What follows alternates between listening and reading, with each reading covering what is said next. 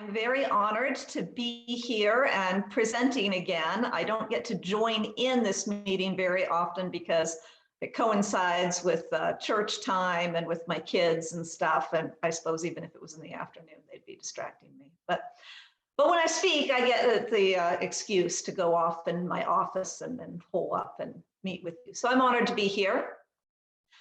The stuff I'm going to talk about today is some of the content from a class that I teach here at Pacific Union College. The class is called A History of Christian Violence and Nonviolence, and it's essentially a way to sneak in a teaching of Christian church history, but put it in the lens of something students are interested in. And so that is our relationship with war and nonviolent movements and things like that. Because I only have a little bit of time today, this isn't a whole quarter's college class, we're just going to talk about, very briefly, about different concepts about war in Christianity and how we go through three paradigms, starting with pacifism, going to the theology of the just war, and finally the crusade. If some other time I get invited back, maybe I can talk about peace movements and nonviolent movements and the relationship in Christianity. But that's what we'll do for now. Since I have just started as a real faculty member here at Pacific Union College, though, I have to put in my little plug.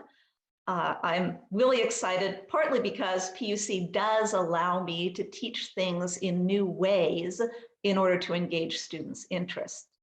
And I know the narrative is that PUC is always on the verge of collapse, right? But actually, right now, our ministerial program is growing. And I think in this community especially, you can see why I think this is such a good thing. You especially know the need for more diversity of thought and innovation of methods in for Adventist pastors or administrators. And if all of the pastors in the United States end up being educated in one or maybe two colleges, that's not as likely to happen. So I, for one, am really glad that PUC is growing, particularly, well, at least is growing in the ministerial program here. So sorry, that's my advertisement. No more advertising. I'll just get on with the content now. I titled this Onward, Christian Soldiers. And we all know that Christians have different attitudes about war. We all get these different perspectives. We sing Onward, Christian Soldiers, we read the New Testament, and we see Paul talking about the armor of God. But the question is this just a handy metaphor? Or are Christian soldiers really a thing? Is there some point at which we're supposed to fight? I'm going to start, actually, not at the end, way back in history, but right here in the present. By the way, if anybody's having trouble seeing the slides as I go through or reading what's on it, please speak up and say something, because I can make them full screen when need be. I like to keep my face up here, so, but if you're having trouble reading it, I can make them larger. Okay, so this picture here is from January 6th. This is a protest that turned into a violent attack on the United States Capitol building. And I'm starting here because I know this isn't war, but many of those involved saw this act as an expression of their faith. This day wasn't just about taking back the country, it was taking back the country for God. Not everyone, of course, but a significant number of protesters were carrying signs with religious messages or had on their t-shirts, religious paraphernalia. Somebody in funny claws and a mask clutching a large Bible showed up in my news images. In Michigan, there was a similar protest at the Capitol building. Someone put up a really huge cross. When a group of the protesters managed to take the rotunda, where the Senate had been meeting, they gathered together and had a solemn prayer, thanking God for giving them this victory. And of course, most noteworthy for Adventists, embarrassing for some of us at least, was the reporter talking about a battered copy of The Great Controversy laying in the debris outside the building. Why is this act an expression of faith? Well, I'm going to make the claim that this is because Christians' relationship with violence is always tied to our relationship with government or with the state. As our relationship with the government changes, then our ideas about violence and also about war end up adapting likewise. Today, I'm going to talk about how we get from this image, the first one here, to the second one. How do we get from martyrdom in the first centuries to political violence today in Christianity? The dude in this picture is Saint Sebastian. He's from the 3rd century, and he's noteworthy because he got martyred twice. Yes, twice. The first time when they shot him full of arrows, he wasn't actually killed. Somebody managed to nurse him back to health so that he could go and be martyred again later. Ironically, Saint Sebastian is a soldier, a Christian soldier, and he's martyred. He's outed as a Christian because he's defending soldiers in the army who are Christians, that is. But both of these pictures show a collision between Christianity and the state. In both cases, the result is violence. People in each are trying to show their courage because of their faith. But such different events. So how do we get from the one to the other? We're going to start with the very first paradigm for violence, the first relationship Christians have in the early church, and this is pacifism. I said in the summary, I said a little earlier, we've got 3 basic approaches that Christians take. There's pacifism, we don't get involved in war at all. There's just war, which says war is a necessary evil, and there are rules for how you can do it well. And finally, we have crusade, which says war can accomplish the purposes of God. And that can be expanded, of course, to other kinds of violence. So first phase is going from pacifism to just war. Christians' first relationship with violence is martyrdom. It's receiving violence. This is actually a way of expressing physical courage. Christian martyrs are showing their faith by dying with joy or with courage in the arena often. The early church, the majority of the voices are pacifists. They believe that Christians shouldn't be involved in war and shouldn't fight back to defend themselves. In fact, Tertullian at one point claims that Christians could fight back. They don't have to be martyred. They could defend themselves, but they choose not to because this is a better witness for their faith. More people are converted when they see the Christians die bravely. Christianity as a religion is not approved by the state, and at this point, the church has no political power.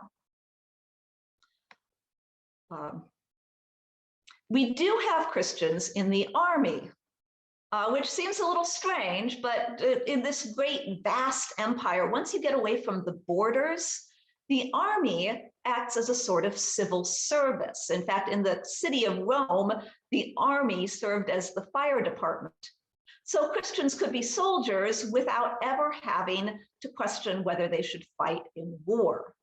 Christians were converted while in the army, and we went with the same teaching from John the Baptist that we're just going to keep our situation in life because Jesus' coming is very soon. So this is how you can have Christian writers saying that a Christian soldier must not abandon their post in peacetime, and also that a Christian soldier doesn't fight. But they do believe in valor. The martyrs who were killed in the arena saw themselves as contending for God, like the gladiators.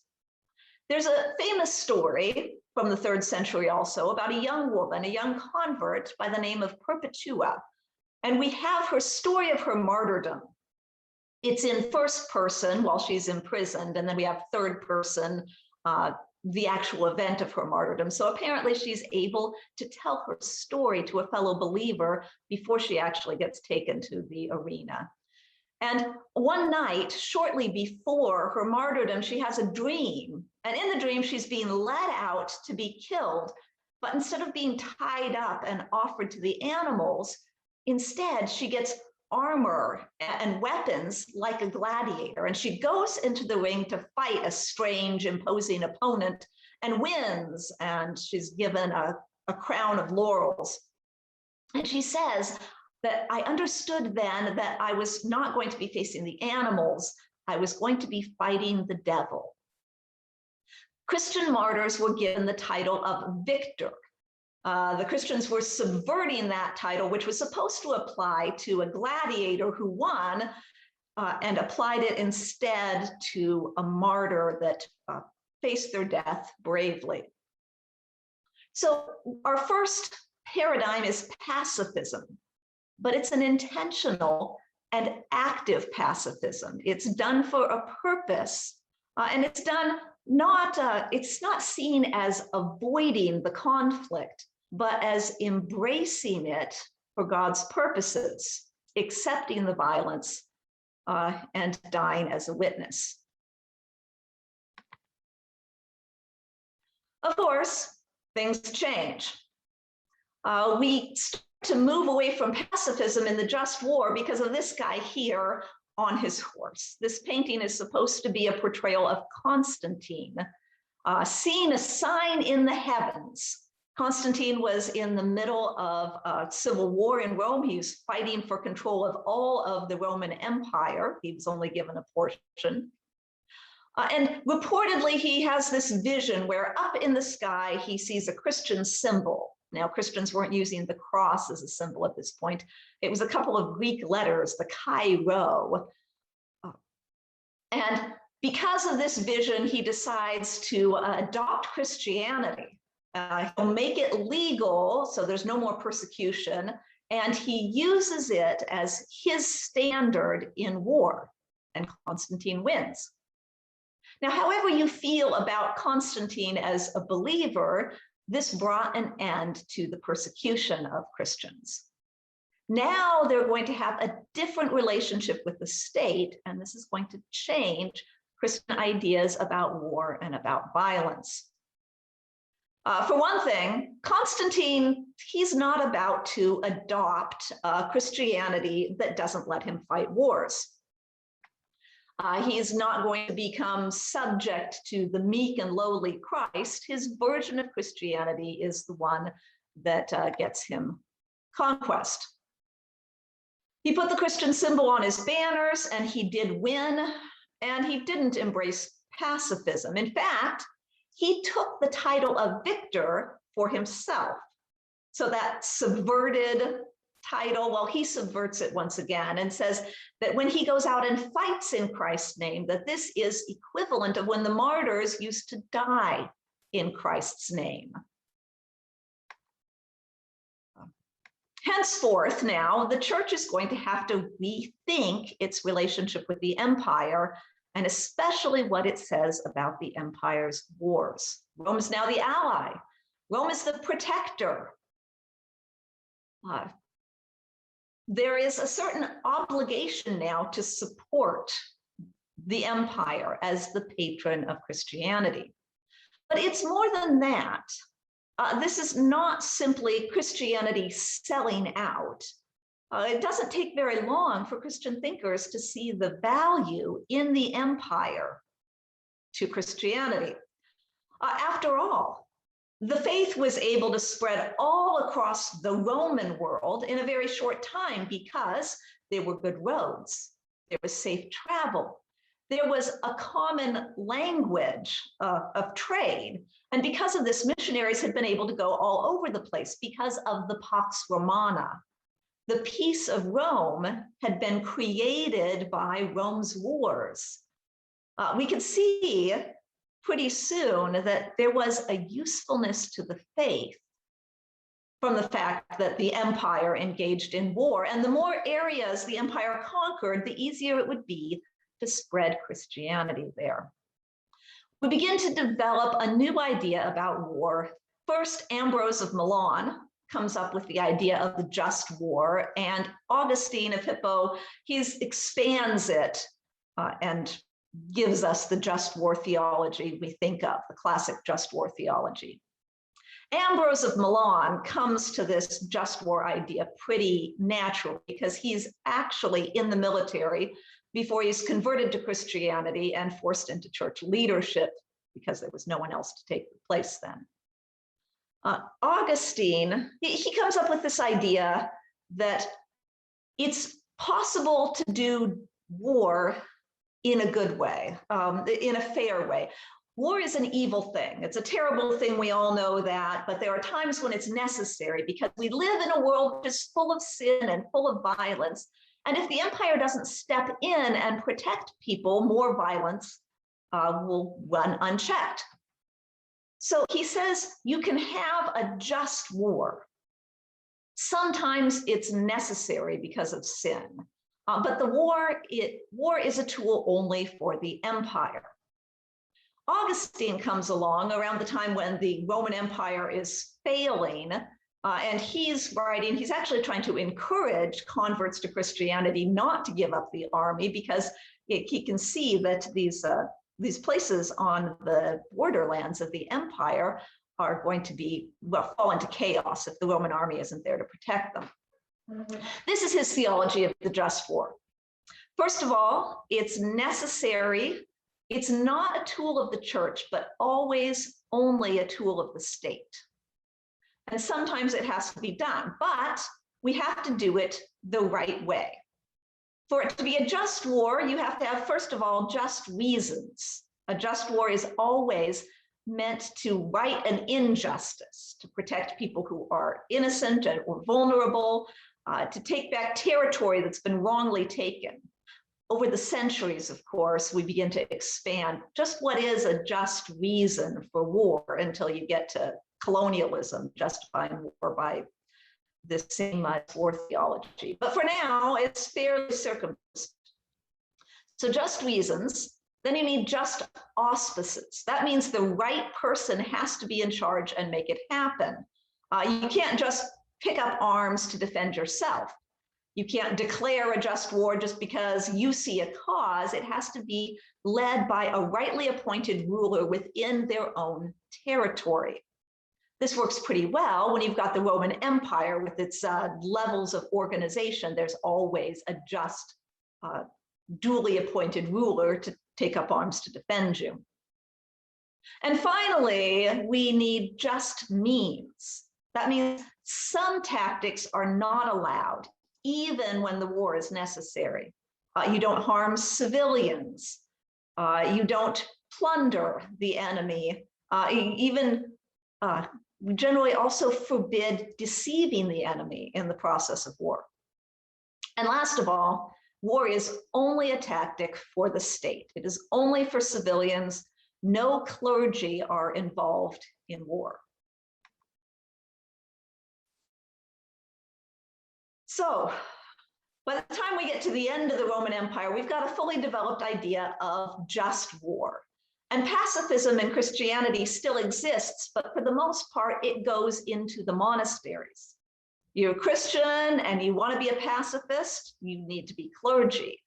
And so we have people becoming monks for that reason. Of course, by the time Augustine was writing about the just war, like I said, he's watching the fall of the Roman Empire. And things change dramatically once Rome is gone. The church stays, but the empire changes hands. It's kind of like being a tenant renting a building and the landlord sell to somebody else, except not so quick or so clean as that. Rome falls over a long period of time where it's taken apart by a number of Germanic tribes pressing in, largely from the east. Because of this, we have a change in just war theology, and we we end up breaking the just war norms over time. And there's a number of reasons why. The first is a change in culture. These people have their own culture, and for them, valor isn't just about expedience. That is, this is a virtue because it's useful. In these cultures, valor is actually a fairly core value. Because of the constant experience of war, clans rely on this bond of loyalty between the leader and the warriors. You can see that same structure going on later in feudalism. What you owe to the king is not so much to pay your taxes as to come to war when they call you. Of course, they had just won the Roman Empire by the sword, so they're not going to be ready to turn all those swords into plowshares. Instead, they saw Christianity that embraced warriors. Clovis, the king of the Franks, actually did the same thing Constantine did. The night before he had a major battle, he said, well, if the God of the Christians gives me victory, then I'll be baptized. And he won, and he did. Naturally, Clovis and others like him don't see Christianity as a sort of yoke or a harness to limit them and to stop the violence. Instead, they see it as a battle standard. Roland Bainton, an author I've referenced previously, I'll show you his book at the end, he says that the barbarians militarized Christianity.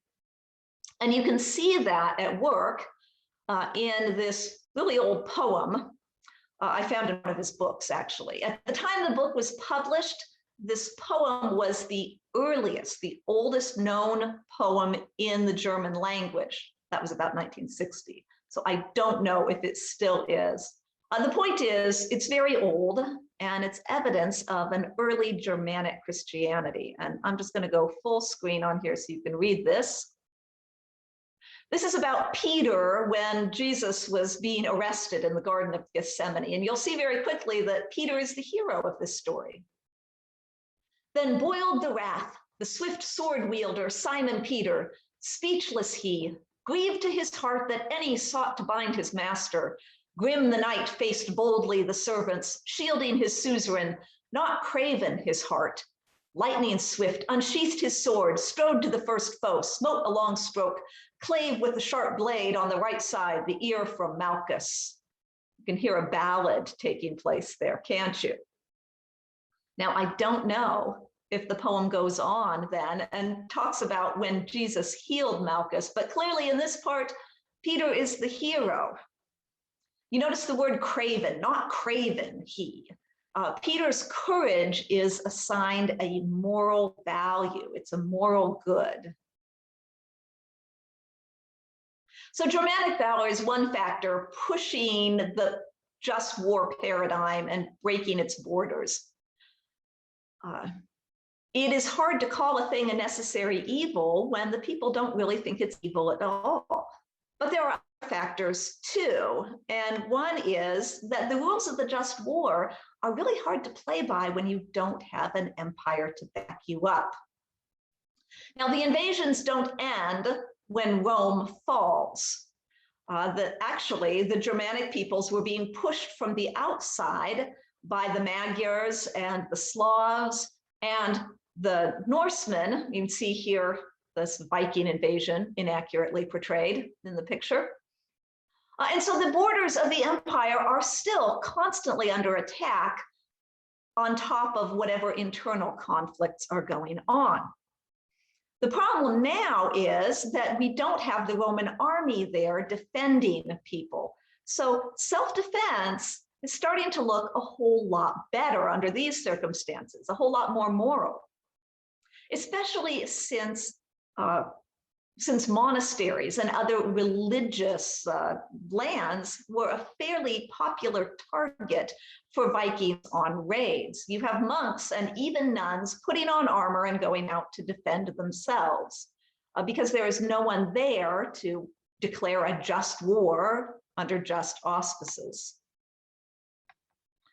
Eventually, in places at least, we have to accept that clergy can fight. I have one of many interesting examples In 1182, the Archbishop of Mainz, Archbishop Christian, goes into war and he kills, I think it was 9 people with a club. Why a club? Well, because the church abhors bloodshed. So this is the way around. We also have another bishop who had a spear that he used that had nails supposedly from the cross of Christ in it.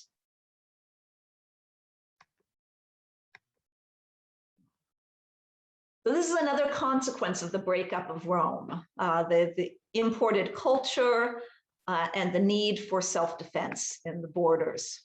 There is one more factor, and this one's a really important one, maybe the most important one, that changed the paradigm of just war.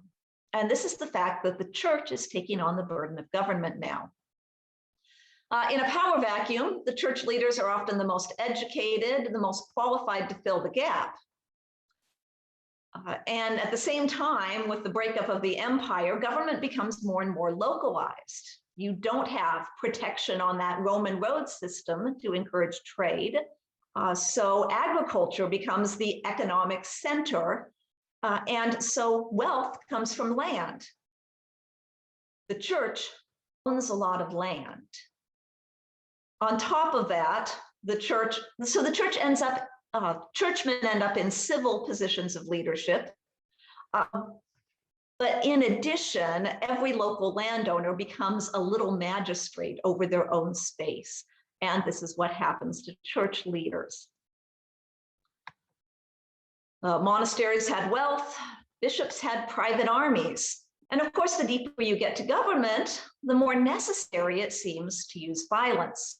You have to punish crime and deter invasion, and then eventually you have to protect your economic interests, and it gets morally complex. At least it feels much more morally complex. The church starts going through turf wars with the empire, the local kings, and some of those become literal wars. Eventually, the just war theology is challenged, not just on whether it's practical, but on whether it's true. Is violence really a necessary evil only for secular government?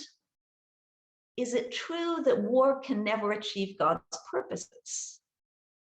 Well, as you know, because we got the third paradigm, eventually we believe it can.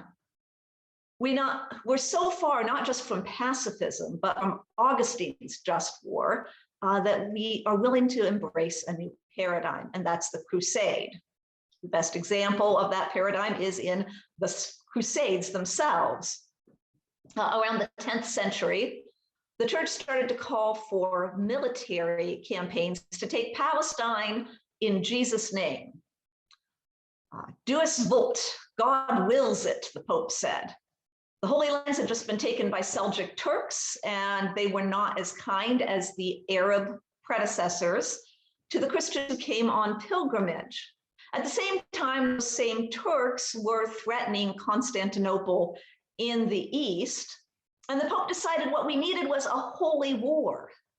The church being able to declare a war and to call Christians from all over Europe elevates the role of the church in European politics, because it gives the Pope some authority, a political authority among all of the Christianized kingdoms.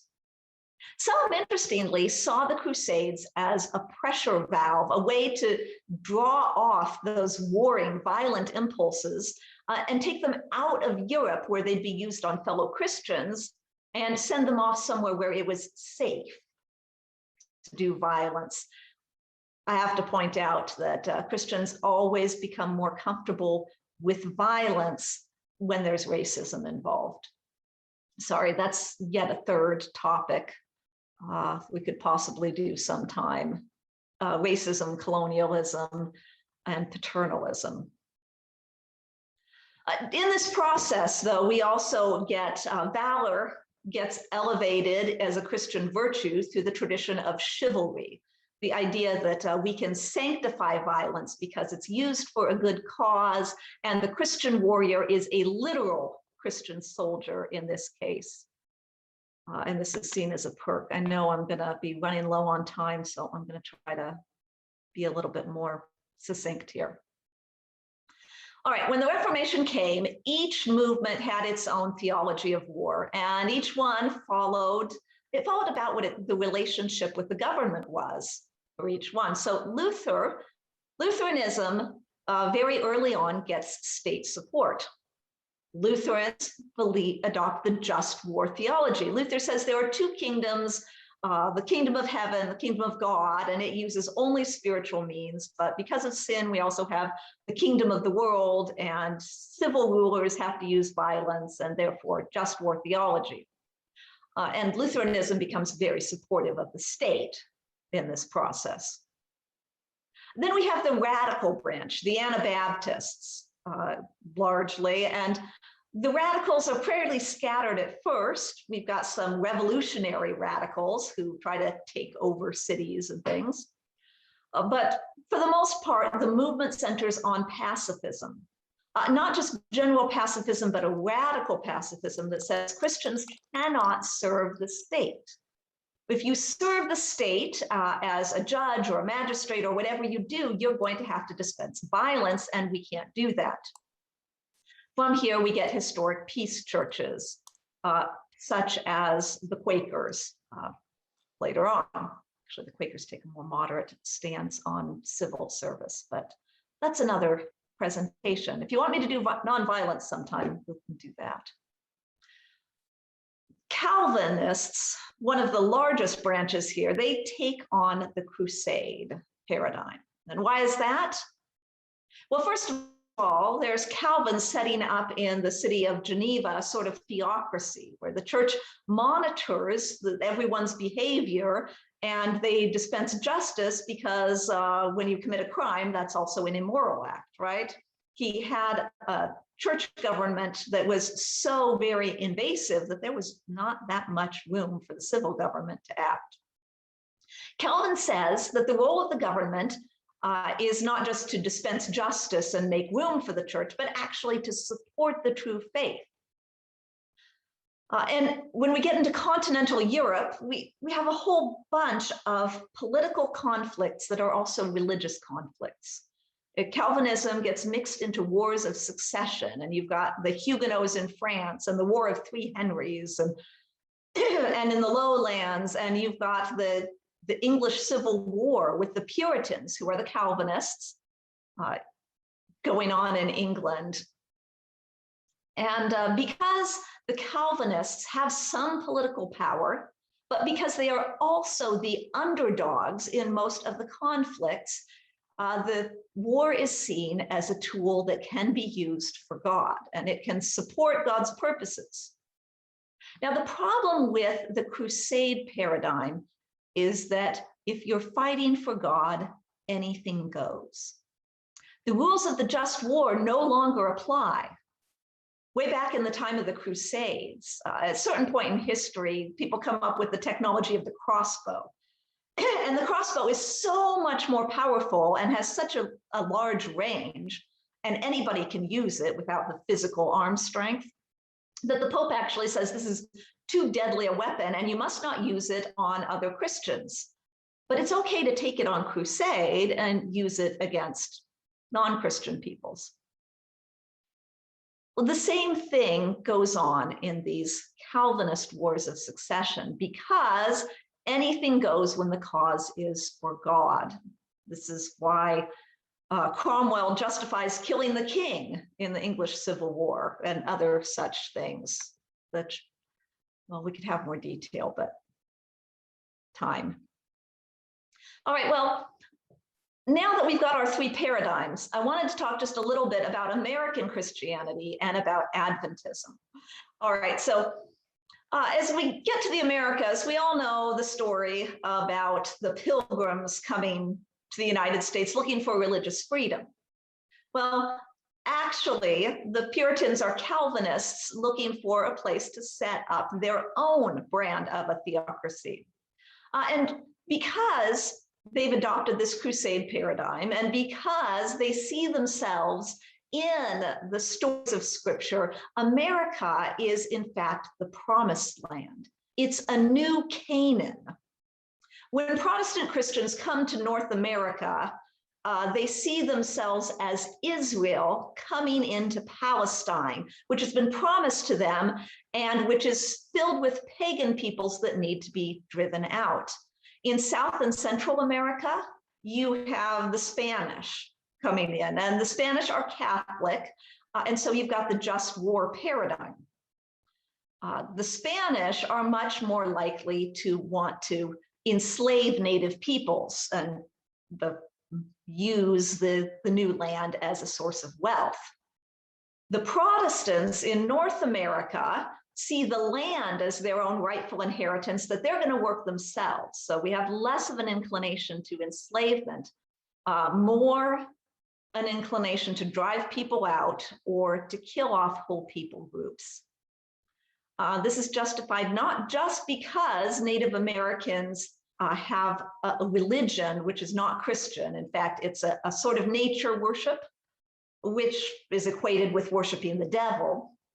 But also, when the French come along, the Indians and the French are allied, and the French are papists, so that's the Antichrist. So this means this is even further excuse to simply kill off whole groups of people, both pagan and papists here. And over time, of course, this softens, and we go from a literal genocide to more of a sort of a cultural genocide. And we want to integrate these people into a European cultural paradigm instead of actually getting rid of them. But this also plays into how American Christians, particularly conservative Protestant Christians, are going to interact with US politics.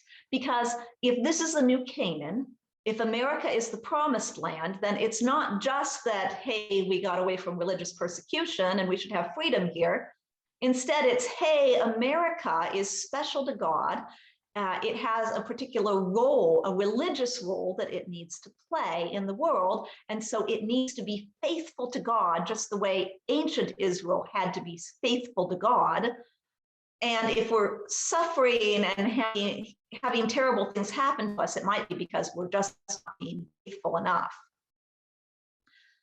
In this paradigm, of course, using the Old Testament conquest of Canaan, war is a tool God is using. It's a good thing, and it's the duty, the responsibility of God's followers to engage in it where commanded. Now, we know, of course, that the story of the religion in the US is not nearly as simple as just Puritans came and so we're all Calvinists. There's a great deal of mixture going on. There's been a great deal of religious movements in the United States. Seventh-day Adventism is one of them. But this Calvinist thinking still shows up when you see Christians involved, especially evangelicals involved in politics today. So American Christians in war, we've got the new Canaan principle. It's interesting that in modern times, the just war language is reappeared when the US wants to go to war. Speaking in a strictly political format, you will see politicians using the language of just war, arguing that we have to go because we have to go into Iraq because of the oppression of Kuwait, or we have to go into Afghanistan because of the oppression of women and girls. This is using the just war concepts without the overtly religious trappings. So just war continues in the US. Pulling it up even closer to present, we go through a culture shift in the 1960s. And yeah, I learned about this largely through the work of scholar Christendom, whose book, Jesus and John Wayne, is actually really big and really controversial among conservative Christians right now, and I recommend it. I'll show you a picture of it at the end. But she points out how in the 1960s, there's this massive culture shift in the US. There's protest against war.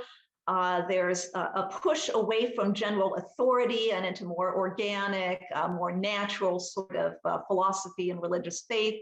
And conservative Christians pull back against it.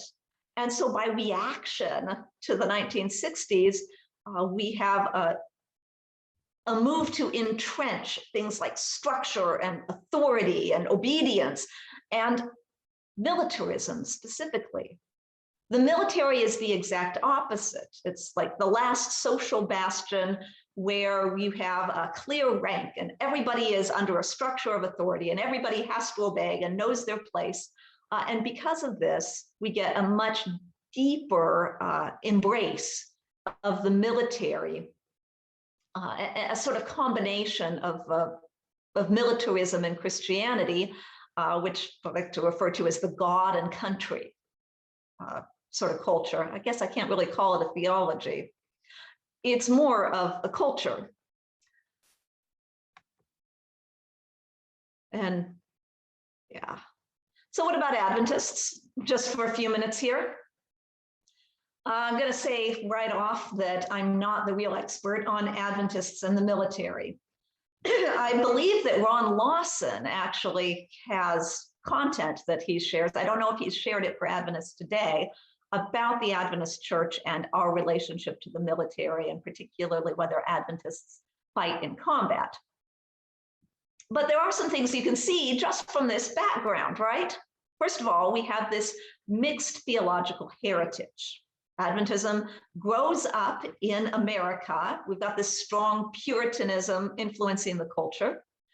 But at the same time, Adventists come from a wide variety of different churches that are in New England at the time. And a lot of them are more radical Reformation, Anabaptist based in their nature. Joseph Bates and James White both were part of the Restorationist movement.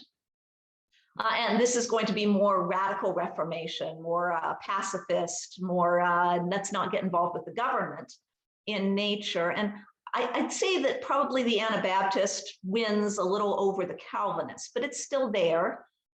And of course, because it's in the US, it comes back in strength as time goes on as an influence on us. Essentially, I think Adventists right now, on issues that are not issues of our distinctive doctrines, we tend to follow whatever's going on in the conservative Christian world around us at the time and believe this is our belief. All right, sorry, back on my slides here though. So we start with a mixed heritage. And our first challenge about this, whether Adventists fight or not, is the Civil War. Adventists are torn because we actually have quite a few people who are abolitionists. Our first General Conference president was such a strong abolitionist that he actually led more than one abolitionist political party during his life. So as such, they're not likely to see the US government as being all perfectly benevolent. The reform movements tend to tie together. Advocates for abolition also usually advocate for women's rights, for temperance. Adventists were big into that one, for prison reform. And because of this, you see a lot of problems in the government. People like this are going to get less enthused about trusting the government to make moral decisions for them, like who they ought to fight. Because of this, we're going to push for pacifism. We don't want to get involved. On the other hand, though, Adventists see the North as being morally, well, preferable, let's say, to the South winning and slavery continuing. So is it okay for Adventists to fight in the process? For the most part, we don't, but we come up with this compromise, whether immediately or over time, where we're conscientious cooperators. We will participate in the war effort and we'll add our support, but we won't actually go out into combat and fight. You know, on top of our seeing problems, practical problems right then in the government, we also have our prophetic heritage. We have this view, this interpretation of Revelation 13 that says the United States is not only not Israel from prophecy and the faithful to God, it's actually going to become a persecuting power in the end times. And actually slavery was used as a major evidence to support that idea.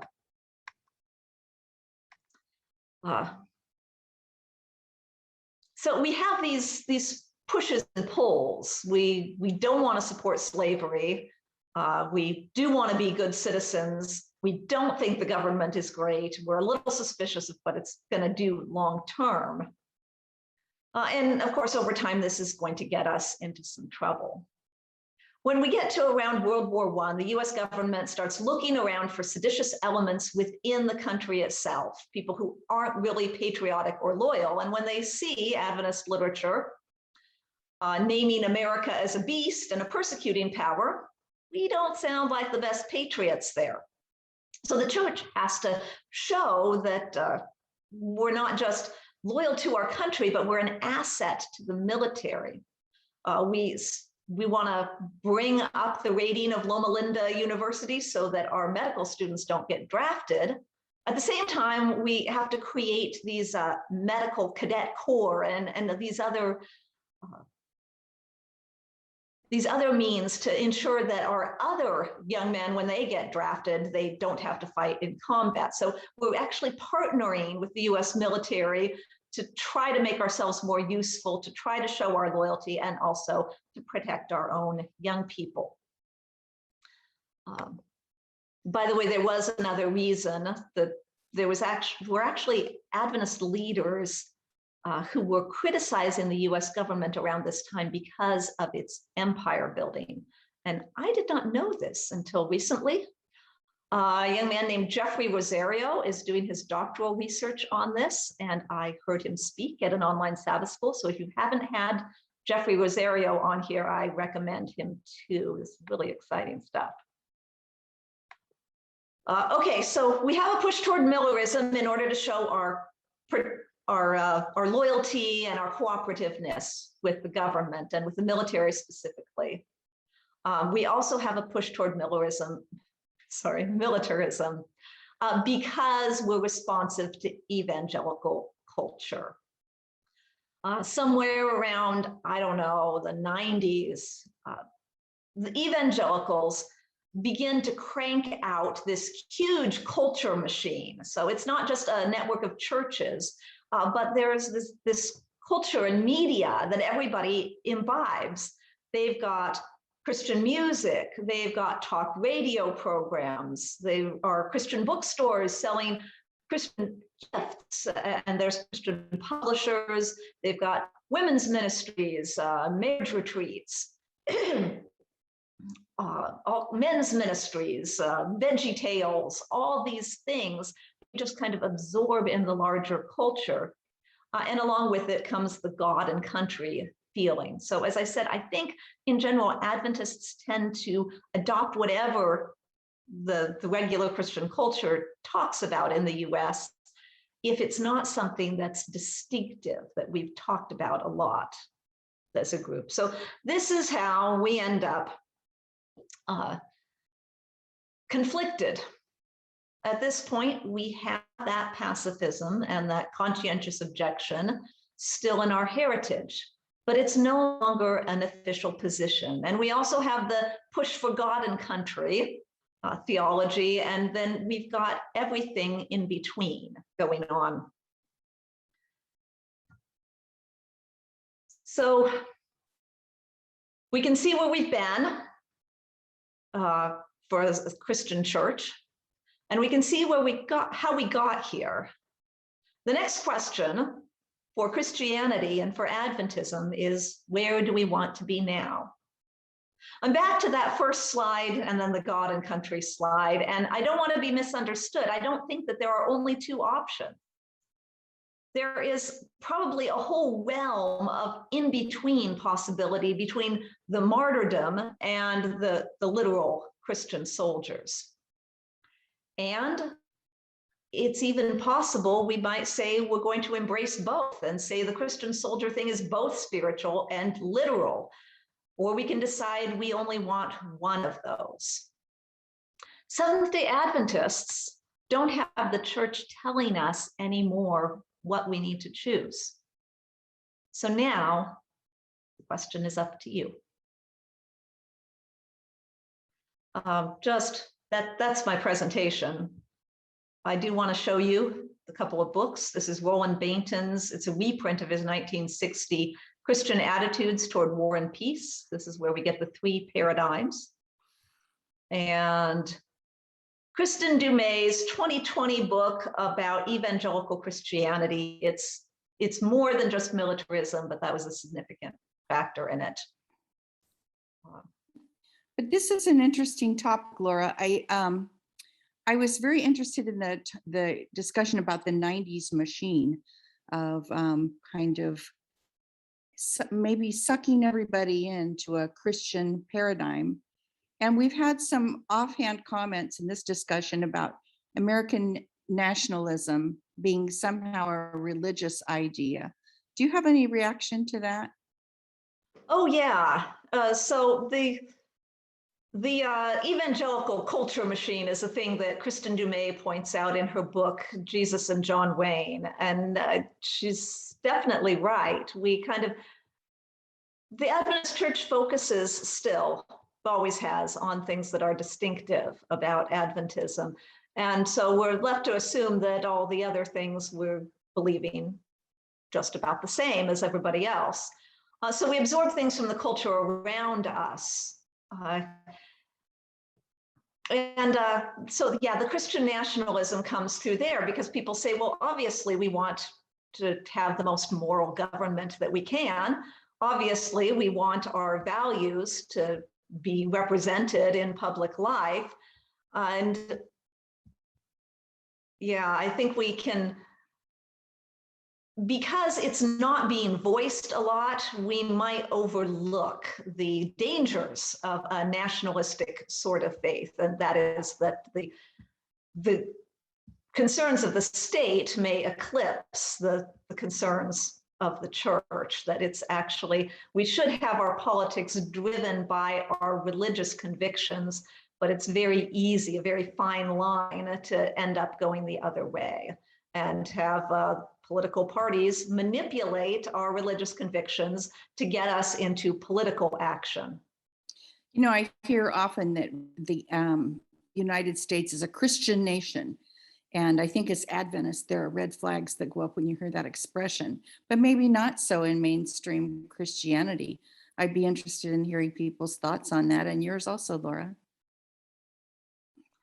Yeah, there should be red flags that come up at that because Adventists really deeply value religious freedom. This is because we have seen ourselves as being on the fringe, as being the minority that would be at risk if if the United States tries too hard to enact Christianity. I think one of the results of the current politically motivated culture war is that Christians are being taught in general to see themselves, the whole of Christianity, as the endangered minority. As more religious diversity brings in a greater population of people who are not Christian, people who are Muslim or Hindu, and not any one of them is going to take over. But if Christians are just one of many, then they feel threatened. And now Seventh-day Adventists can kind of imbibe the idea that's running around that Christianity in general might be the endangered species. And then we need to fight that, we need to adopt that Christian nation narrative. Lauren, you have your hand raised. Go ahead. Yeah, something that occurred to me as you were speaking, Laura, is I'm not quite sure how this relates fully to your narrative, but it certainly relates to mine. I was of the Vietnam era, and as I was in high school, I knew that young men who had graduated just ahead of me were going into the Army. I never wanted to go into the Army. I had no interest in doing it, but I kind of figured I didn't have much choice. The year I graduated, I was, they did it by draft back then, Laura. I don't know if you remember that. They pulled numbers out of a hat for birthdays, and I was in the group that would be called up. I was in the hundreds or something out of 300. and I was in the low hundreds. So obviously they always said the first third are almost certain to be called up. I didn't know what I was going to do. There was nothing I wanted to do less than fight. I've always told the story of my family. They used to joke that my family came first from Germany, and then they moved to Russia, and then they moved to the United States. And they used to say when they tried to draft us in Germany, we moved to Russia. When they tried to draft us in Russia, we moved to the United States. When they tried to draft us in the United States, we became Seventh Adventists. And that was kind of the joke, how much we didn't want to fight. So I could still vividly remember going into Jamestown and going to the selected service office and signing up. And signing up at that time, being a Seventh-day Adventist was sufficient. Didn't really take any more. All I had to say was I'm a Seventh-day Adventist. And I said, oh, okay. There really wasn't a very strong pushback, at least in my little community, about that. I was still in high school, so I knew it was coming up in a few years. At that time, in the Adventist Church, educating those of us who were signed up for selective service was a huge thing. We had ROTC training. We had classes on how we were supposed to act in the military, how to get our Sabbaths free, how to make sure that we didn't have to carry a gun. These things were very present, very clear. It would never even have crossed my mind at that time that I would ever do anything other than what the church wanted me to do, to go in and be a medic and not pick up a gun, and always keep my Sabbaths and never eat any pork in the cafeteria. And these things were huge. They weren't just like, oh, these are things I'd like. They were central.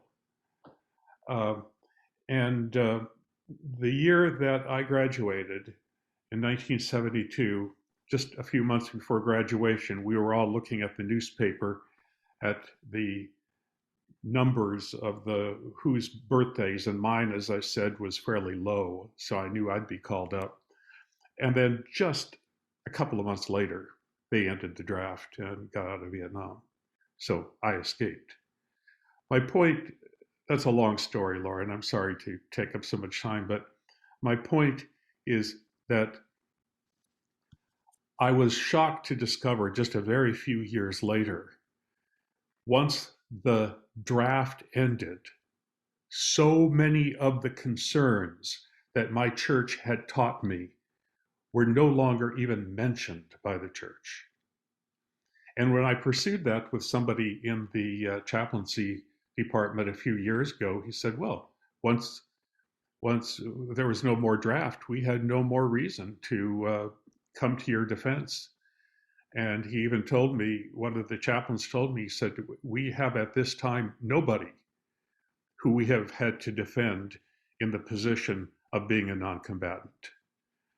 In the meantime, I'm watching young people from my church join up without any of those things that were so concerning to me ever being mentioned. I mean, nothing about the Sabbath, nothing about carrying a gun, nothing about being a medic, nothing about what we were going to eat or how we were going to conduct ourselves, nothing. It was completely gone. It disappeared. And my young people in my churches were joining up just like anybody else. This, to me, I don't know if anybody else has written and documented about this, but this, to me, in my experience, was a huge change. That's all I want to say. Culture shift, a shift in the Adventist culture. Yes. Yeah. And on that, I'm going to recommend Ron Lawson, because I do believe he has the presentation on this. And if you haven't had him, you ask him about it. Okay. I'm going to go to be able to give you a better answer or talk about it, to have more insight. Well, I'd just be interested if anybody else of my age group went through some of these same changes. I know Art was about my age, and we were in college together.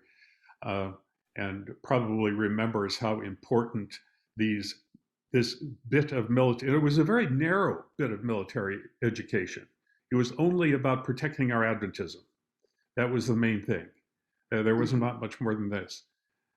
So yeah, I'll be interested if Art comes in on this too.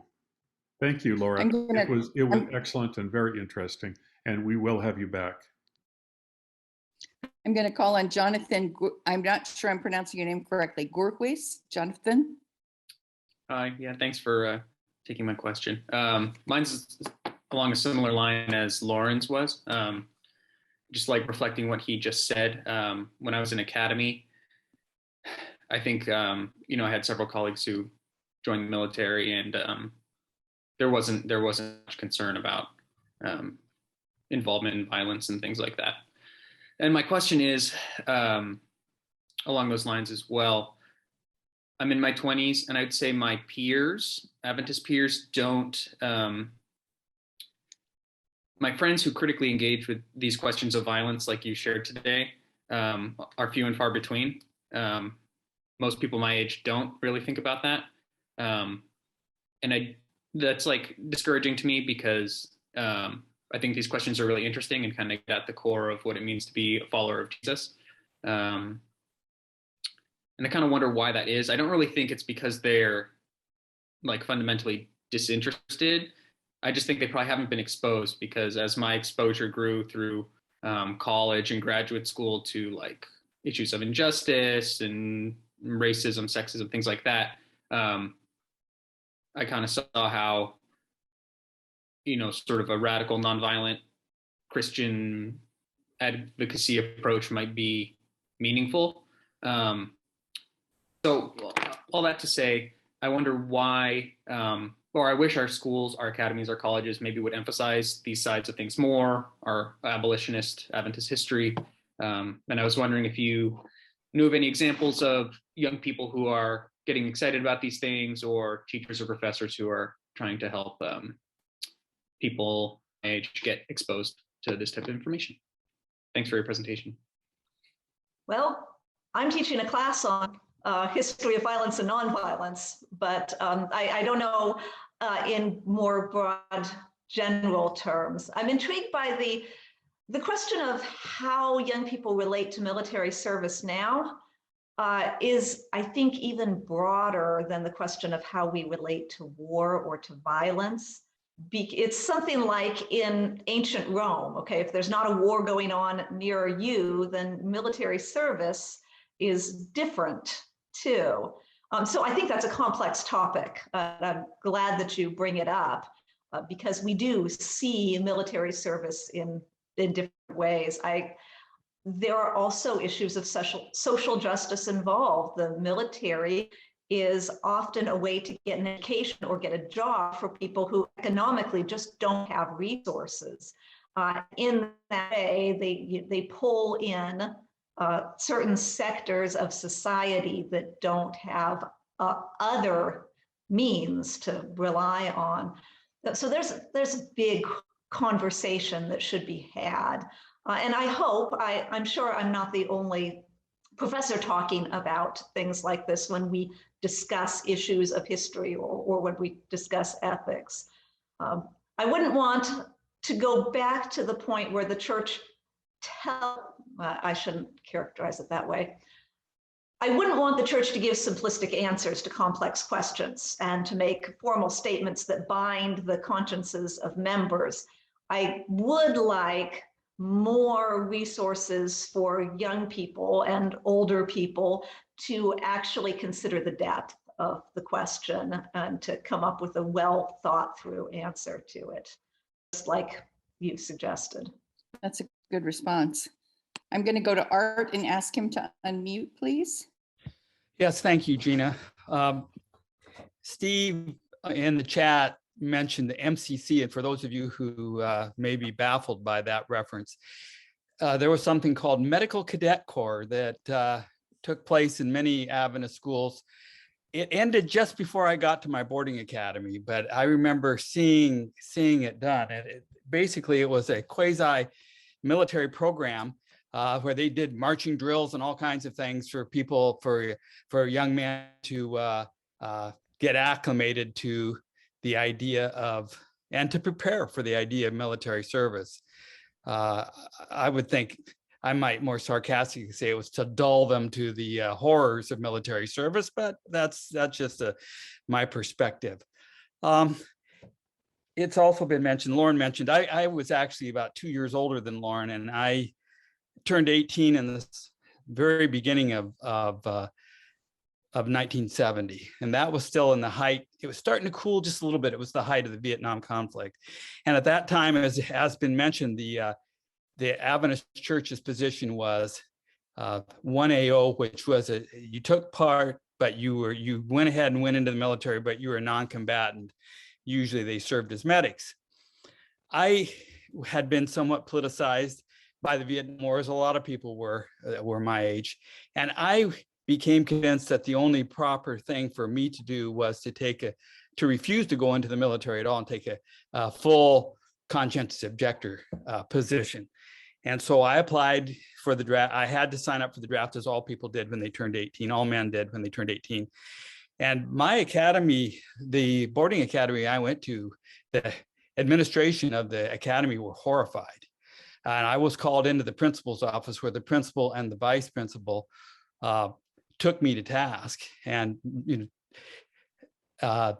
one of the things they asked me, and I was a bit of a smart aleck then, which I know will come as a surprise to most of you, but the principal, or maybe it was the vice principal, asked me, what would happen if everybody took your position? I said, well, I guess there wouldn't be much war, would there? And they did not appreciate that response. But they told me that I was bringing shame upon the church by taking the position of being a conscientious objector, bringing shame. One of the things that surprises me, and this just has, people would say this is a peacekeeping function rather than war, but I was watching a sports game recently, and at the end of the game, or maybe it was at the beginning of the game, they said, we want to greet all of the members of the US military from around the world who are watching this game from 175 countries. And I thought, 175 countries, that's pretty incredible, and it's pretty alarming. One question I wanted to ask you, Laura, I'll stop yakking, but talking about the idea of just war, something that strikes me is how much more ready this allegedly Christian nation is willing, how much easier it is to find that a war in some particular country is just if they have substantial oil reserves. I can't say I have anything really interesting or insightful to remark on that, but that, okay, during the Spanish conquest of South America, the definition of just war, now this is an overtly Christian government trying to work colonialism into just war theology. And the idea of what was a just cause for war was expanded to include if a group of people didn't allow you free travel across their territory, that was also a reason to go to war with them, just to enable the conquest to continue. So it's not surprising, and the United States isn't the first one to do this, especially since we're working from an ostensibly secular rationale. Interesting. I'm going to call on Randy Robertson. I've asked you to unmute. Randy, if you could share your thoughts with us. So several things that are fascinating to me with this conversation. First, I'm a retired U.S. military officer, a United States Air Force officer, retired after 22 years of active duty service. So I bring that piece of perspective. I joined in the era of the all-volunteer U.S. military, but I grew up in the era as we were emerging from the post-Vietnam era. And so I grew up in high school with the Adventist chaplaincy ministries, preaching and pushing that which Lauren and others have talked about. And that became part of what I struggled with as I made the choice to join the Air Force. So it is not easy decisions to choose. That said, in my 22 years of service, given the role that I was in, I'm a pilot. Most, not all, clearly not all, but most of what I did was I did far more humanitarian work in terms of the things that I hauled all over the world than I did military kinds of things. So it's a very complex subject, and that's, I think, part of where it becomes a complex relationship. And this is where I want to ask my question. So when we look at history, and we've already referenced back to the Roman Empire, there's the Roman Empire, there's the Holy Roman Empire. Have we, or are we at the precipice of moving from the US empire to the Holy US Empire? Well, certainly those who push some doubts as to whether the Holy US Empire is going to come about. I do believe that we do have some internal forces trying to create that, or trying to hold on to what they believe already was that, but I think we have too much pressure of diversity going on here. I liked what you said about how there is, the question of military service is much bigger than the question of war. And I thank you for your input on that. I'm going to go to Vincent Malashenko and ask him to unmute, please. Vincent, are you still there? All right. I see you've unmuted yourself. Go ahead. I thought I would just fill in a little bit more of the history back then, added to what Lauren said in Art. In addition to the MCC at the academy and so forth, if you went to college, you got student deferments. And when they ran out in your senior year, you pretty much went in. And so from 1969 to 71, I served as a drafted 1AO. And of course, you went to Fort Sam Houston and took your medical training, MCC, to be a medic. And another thing that has not been mentioned today is that the church had set up a program with the military, Department of Defense, called the White Coats, which allowed Seventh-day Adventists, in the broadest sense of the word, because a lot of guys, when they heard about that, came out of the woodwork that they had attended a school or something. But anyway, you were eligible for the people from Fort Detrick, Maryland, coming down 3 times a year to interview and select a couple hundred guys to go back to the DC area. And of course, I was exhilarated, to say the least, when on the Friday night vespers, after the selection process has been made, my name was read off, because you all of a sudden realized that you were from uncontrolled risk in Vietnam with a 60% mortality rate to controlled risk back at Walter Reed, and being subject to the tests. As it turned out, the tests, when you think about it, if you know how to make a defensive vaccine for something, you have to know how to do the offense of part 2.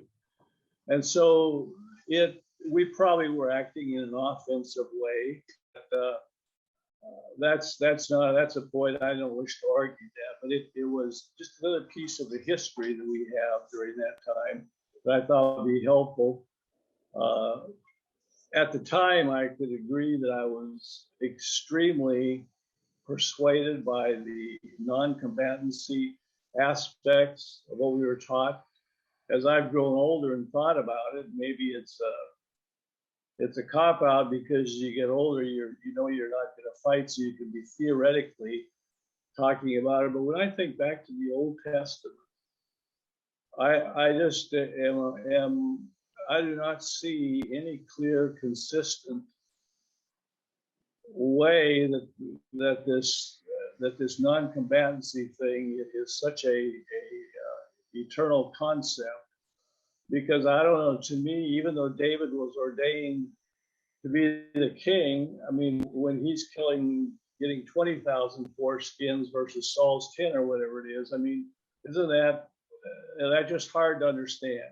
So I'm not going to say that what's right and what's wrong, and the way it's changed in our church today and people are actively serving. I'm not making any moral judgments, but I just thought the history part of that would be fine. And maybe like Lauren, I don't have a question, just some observations. Vincent, let me ask you something quickly. Were you actually in the White Coats? Yes. One of my friends who was in the White Coats told me once, he said, I regard what we did as being guinea pigs, being experimented Exactly. on. And we thought we were privileged, but in fact, we were being used as sort of unwilling subjects of experiments. Is that Well, true? I wouldn't say you volunteered for the program. So unwilling, I would say, it's not accurate. And it's like, that's why I said controlled risk at Fort Detrick versus uncontrolled risk in Vietnam. And I chose the controlled risk. But there was no secret that you were going back there and you volunteered for whatever program or test that they wanted to have run. There was nothing involuntary. Because you volunteered for the program. You were not conscripted into that. You would be amazed at how many people, like I said, came out of the woodwork and wanted to be in this program. Guys who came to Vespers, the only time they showed up at Vespers on Friday night was after the selection process and they had put their names in. And if they weren't chosen, we never saw them again at Vespers on Friday night. It was a totally voluntary thing to go back there. I think what my friend meant was that even though he volunteered for the White Coats, he didn't understand the full extent of the danger he'd be subjected to by being given experimental vaccines and things of that sort. But I don't really know. There was no questions. Nobody tried to make it sound anything other than you will take vaccines. They're experimental. They're going to test you. Is that all right with you? You have to sign here and volunteer here for that. There was no way that you were drafted to go back there. And just because they didn't explain everything down to the last T, well, I'm not sure that they needed to do that. When Laura, you're in the Army, you're sort of you're drafted. You're not. You don't have a lot of choices. Like Laura, the idea of vaccination today. I was laughing and talking to somebody when they just lined you up and went down the row and they just shot in whatever vaccines they wanted. There was no saying, now are you all like agreeing to take this vaccine, this vaccine, this vaccine, and that one or not? You have a choice. There was no choice.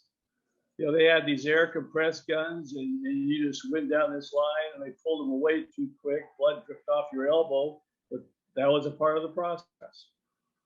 Laura, did your father have any response to any reflections on that?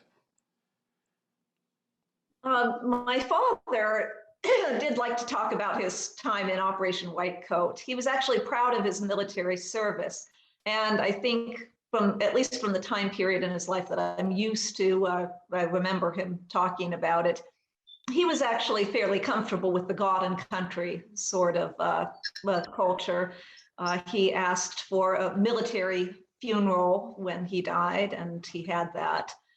My stepmother was much more concerned about the fact that there was no long-term follow-up with the participants to see about ongoing medical conditions later in life. He had some unusual health issues that were never really explained. We don't know if they were related or not. Yes, this was true of my friend too. He said, I've had numerous health problems that I think were related to that, but it's impossible for me to prove it. Interesting. I've asked Dr. Angie Lima to unmute. Angie, are you there and can you hear us? Yes, I am here and I can hear you. Thank you for the presentation. It was very interesting. My comment is bringing it closer than the military to the Adventist Church and other Christians as well. Should Adventists or Christians be police officers? I have a good friend whose son was an Adventist pastor until very recently. He quit the ministry and he's now finished police academy. He's a police officer. I have heard a whole sermon about that in the past when I was in Chicago. And the pastor said, why not? We want police protection, and yet we don't want to be those police officers, but it's okay for other people to do that. And the other question is, should we as Christians have a gun at home to protect ourselves? I have debated that question with myself many times. I have had my life threatened not more than one time by patients because I'm a psychiatrist.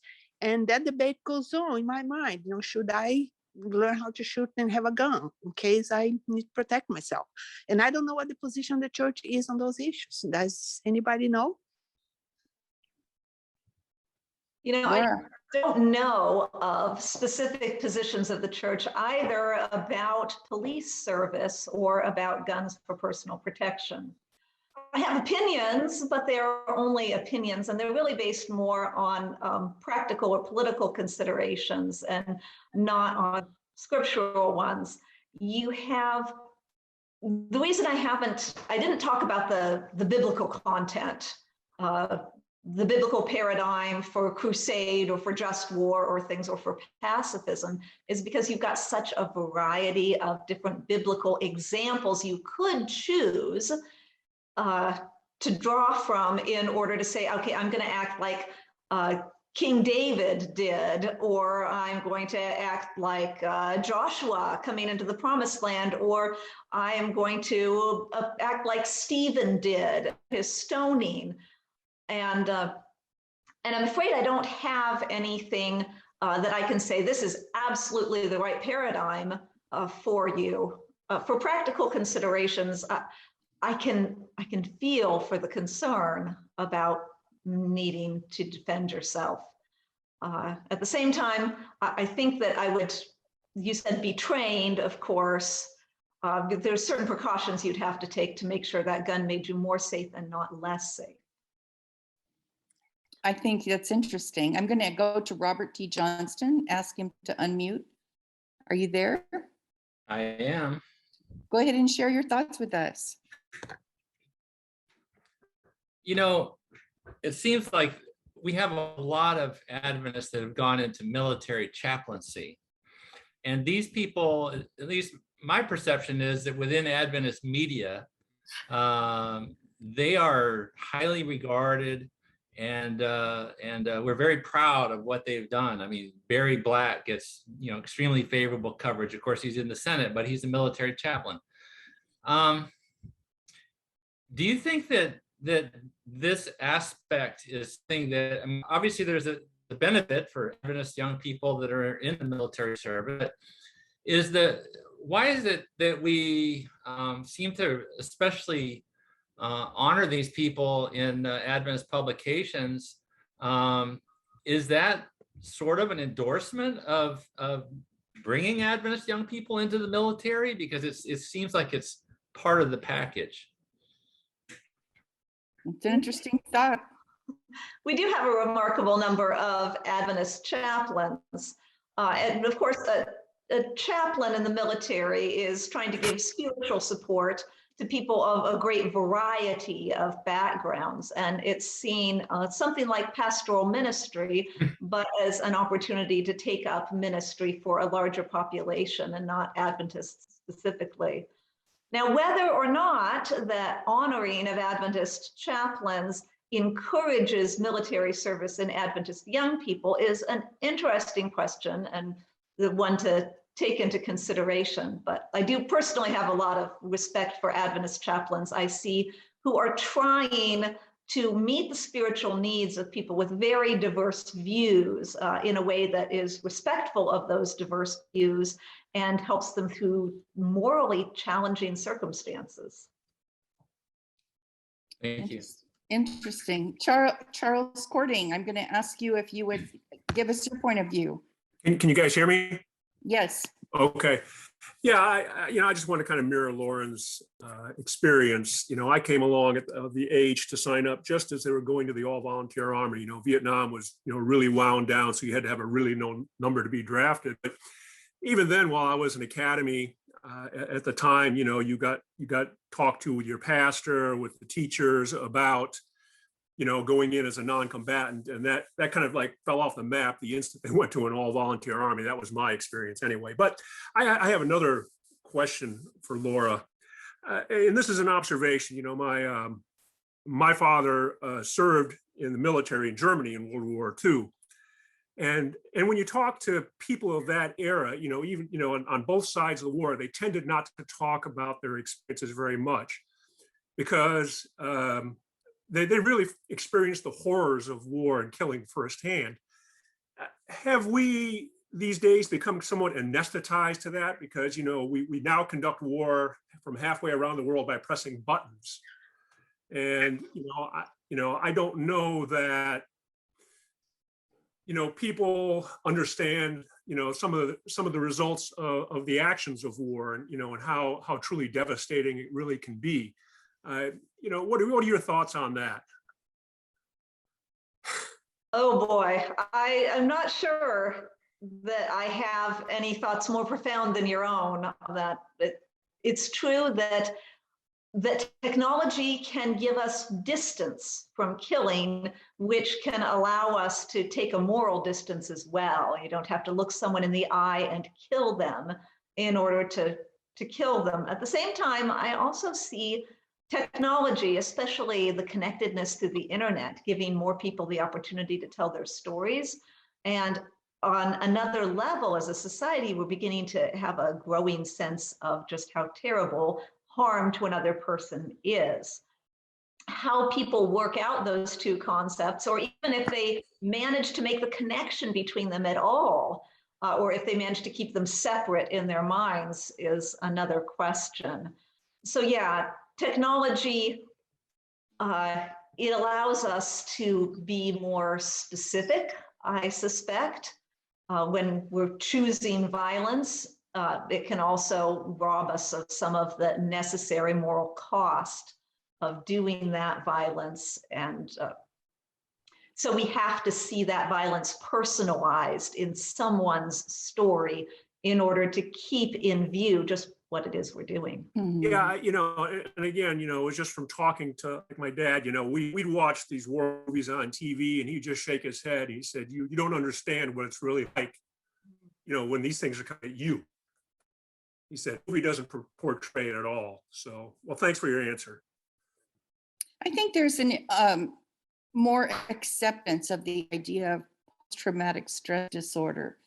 And people of my generation, and I'm the same age as Lauren, almost all of us grew up with a father who had served in the military, one branch or another. All the kids I grew up with, their father had been in some branch of the military.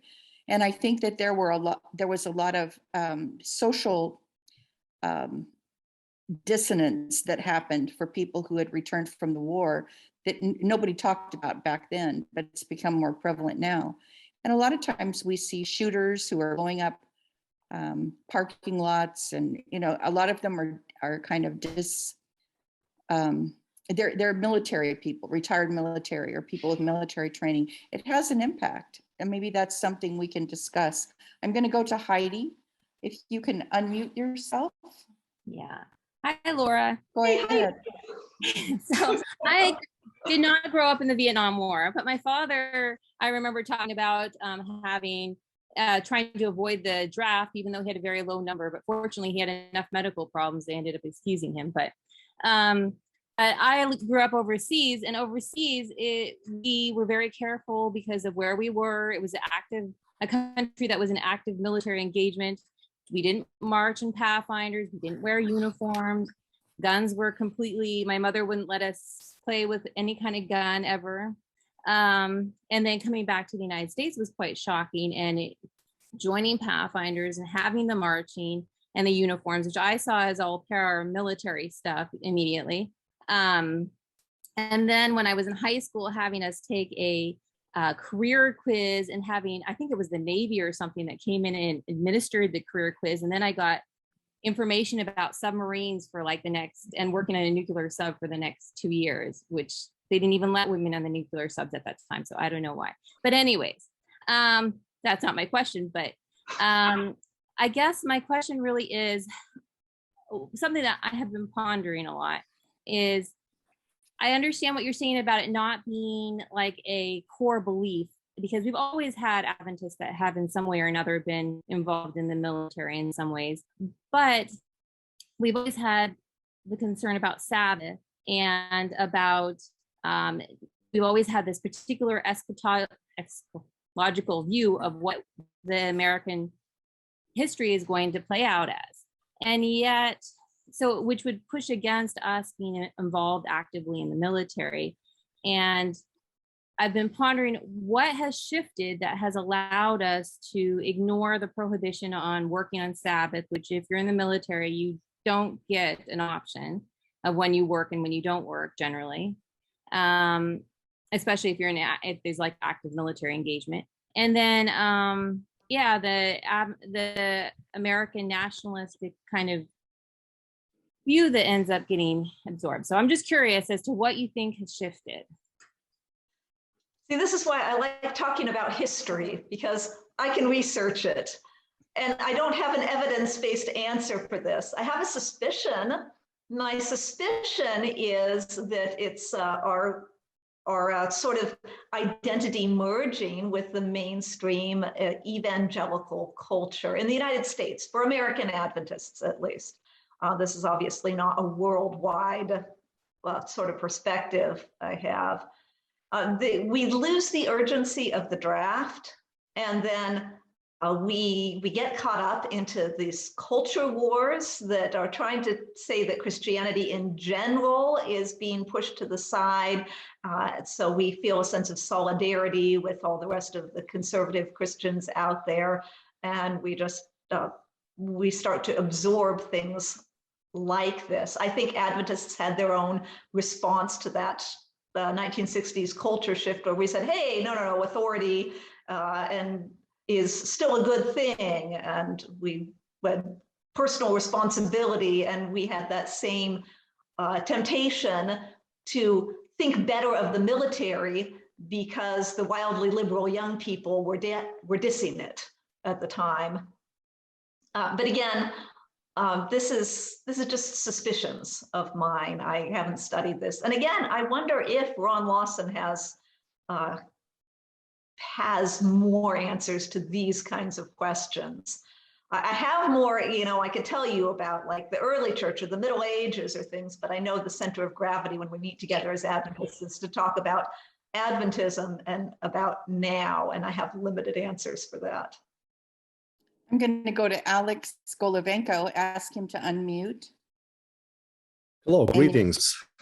I'm coming from Canada, and good to see some familiar face there. I was in school with Laura's husband, Jim. Good to see Laura. Same with Heidi's husband, Michael. Now, I'm coming now from Canadian perspective, but to give a bigger picture, I grew up in the Soviet Union. My cousin served in Afghanistan. I was drafted in '88, just a year before Soviet Union withdrew the forces from Afghanistan, so I wasn't lucky to go there.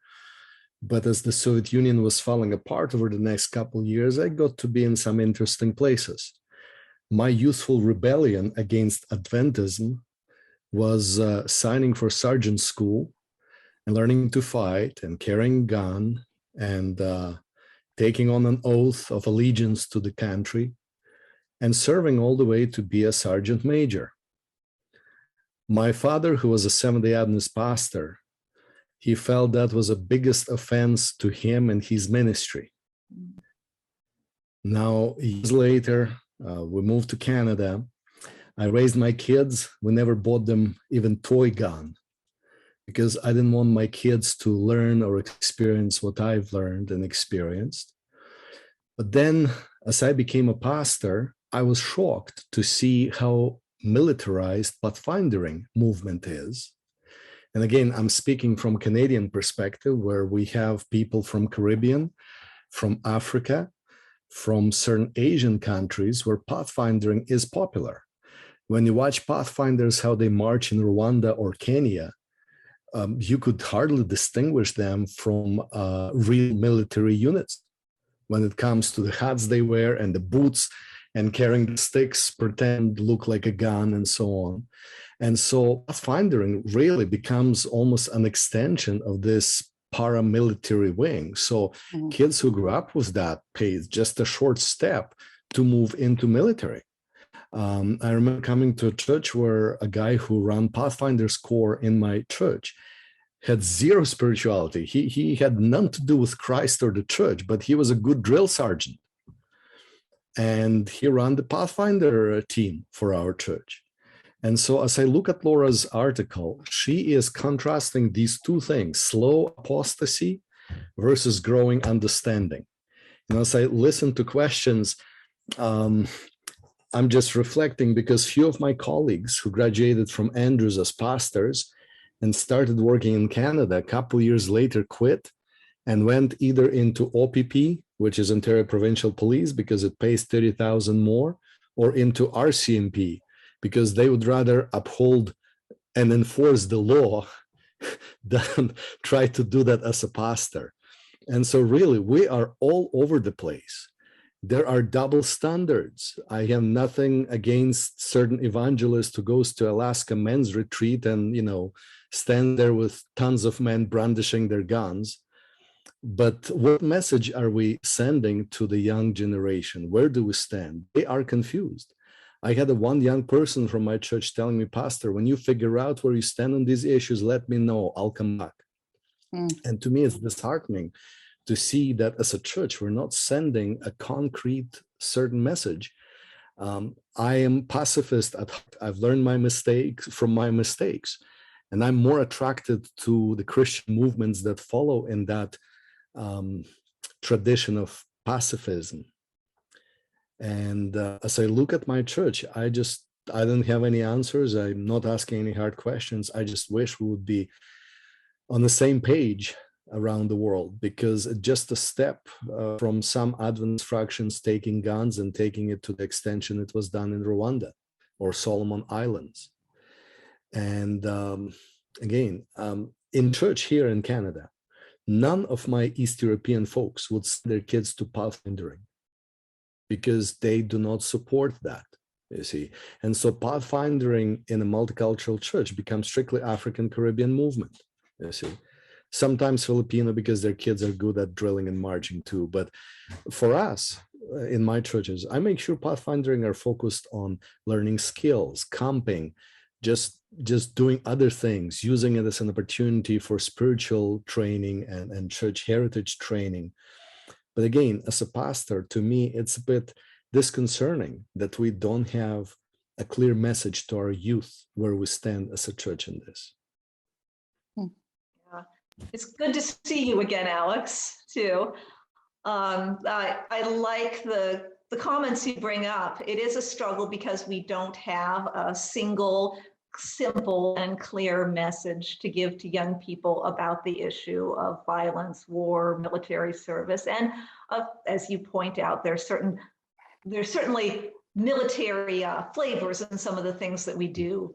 Well, if I may add, Laura, this is a tragic story. 3 years ago, 2018, a younger brother stabbed his older brother. Both are pathfinders. The older brother died in my son's arms. In his defense, the lawyers argued that the young man was desensitized by the video games he was playing, and therefore, they sought a reduced sentence and all that. And so, this is more relevant and more practical than we think. Because if we do not take some of these clear messages to our youth, no wonder they're playing wrong games on their computers.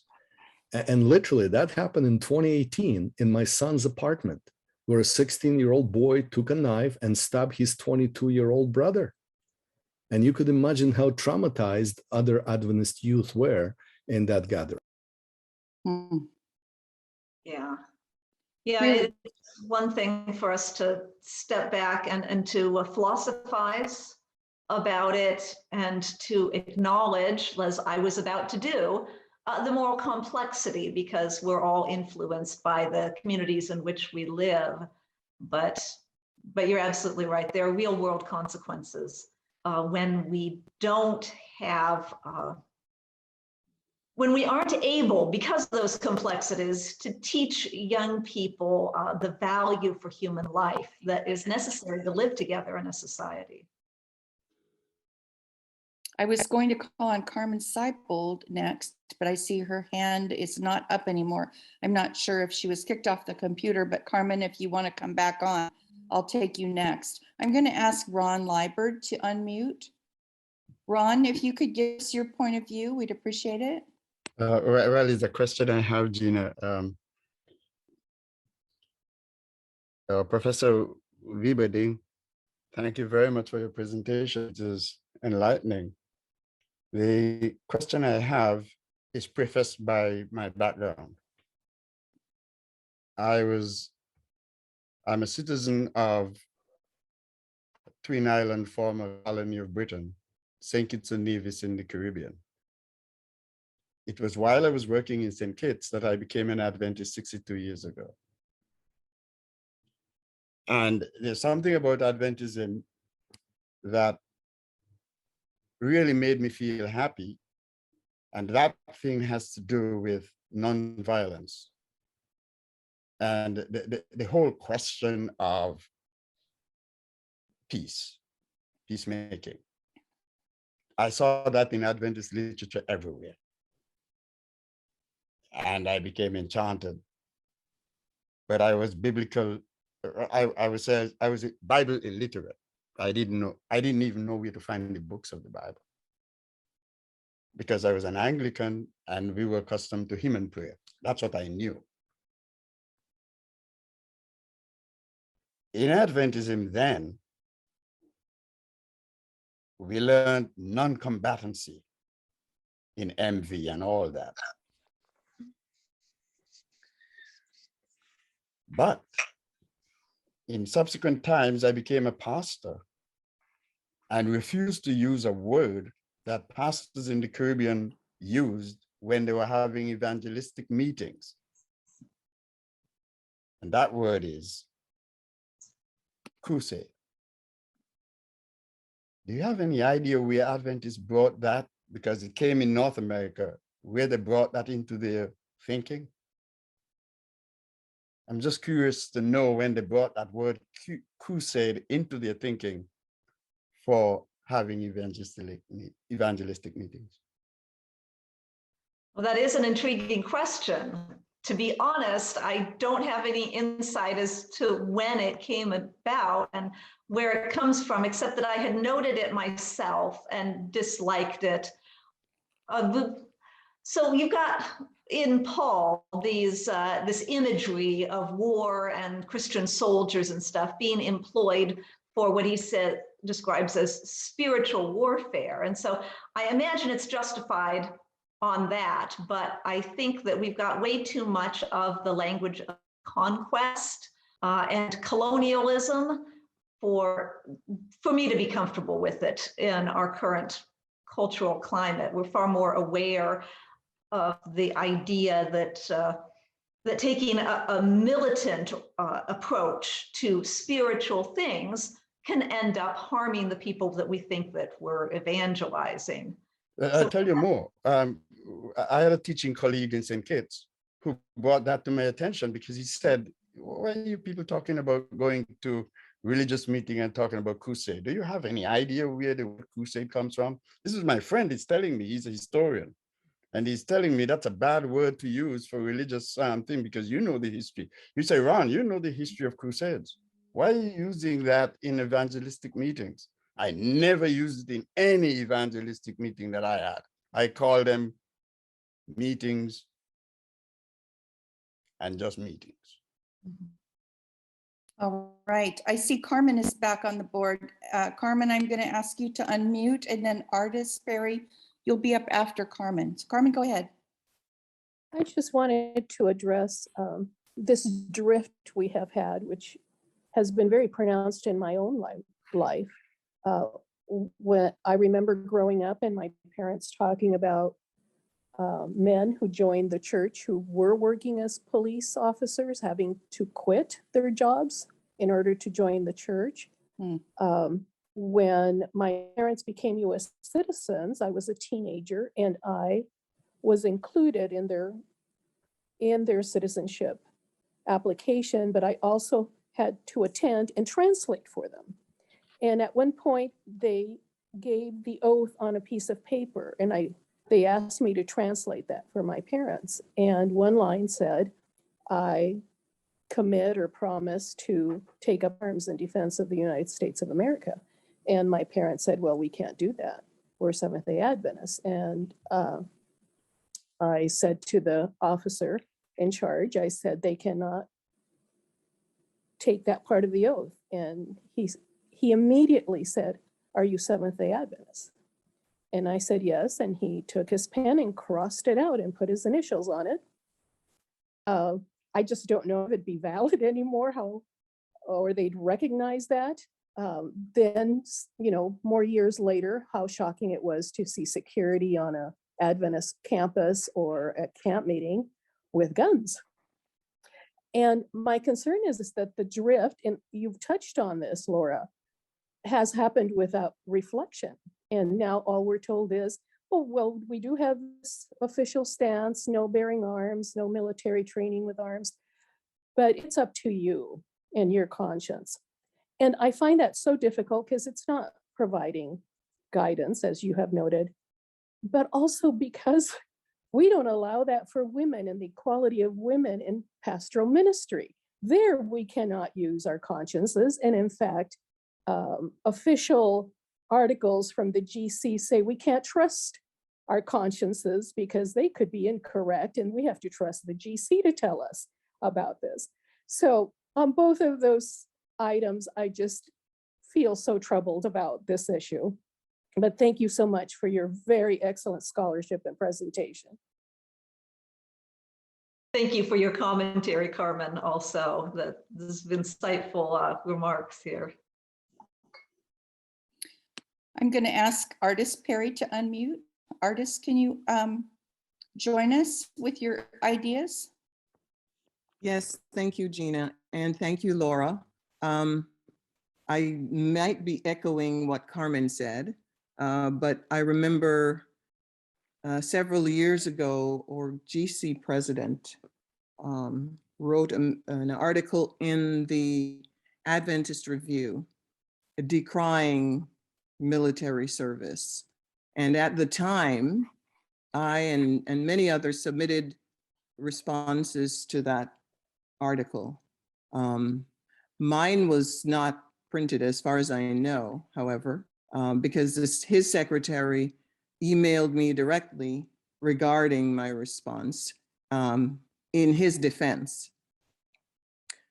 I'm just wondering, do we really need to have the church pick a side or take a stance for us? Is this not a stance that's an individual decision? And how salvific is that?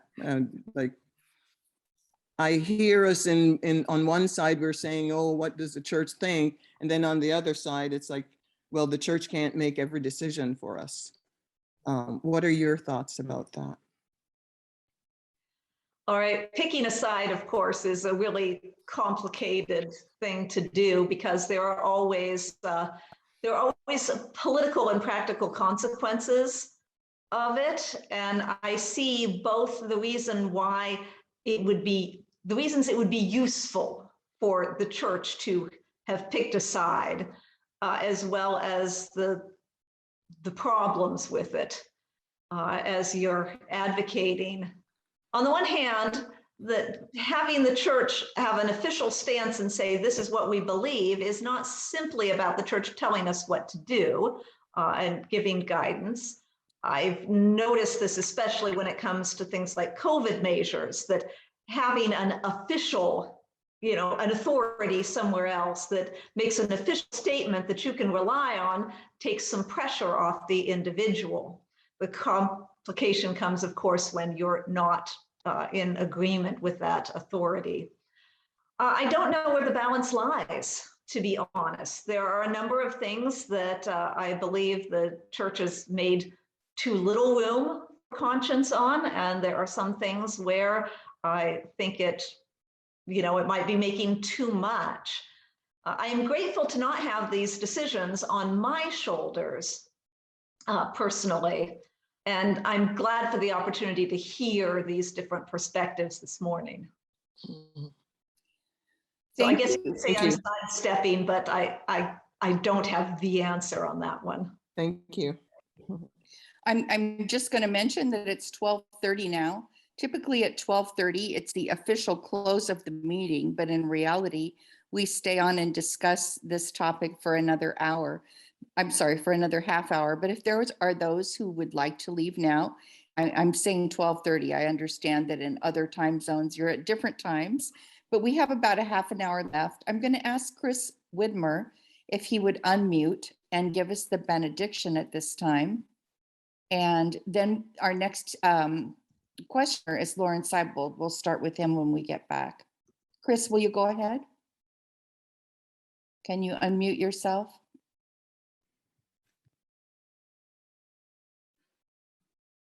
There I am. There you are. Thank you. Let's pray.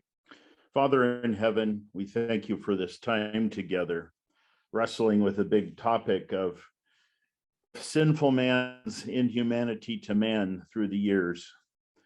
There have been times when righteous people have taken up arms, and there have been times when unrighteous have taken up arms. We look for the day when man will study war no more, and the final sword will be beaten into a final plowshare, and there will be no more conflict between nations, between tribes, between families, and even the war that takes place within our own lives.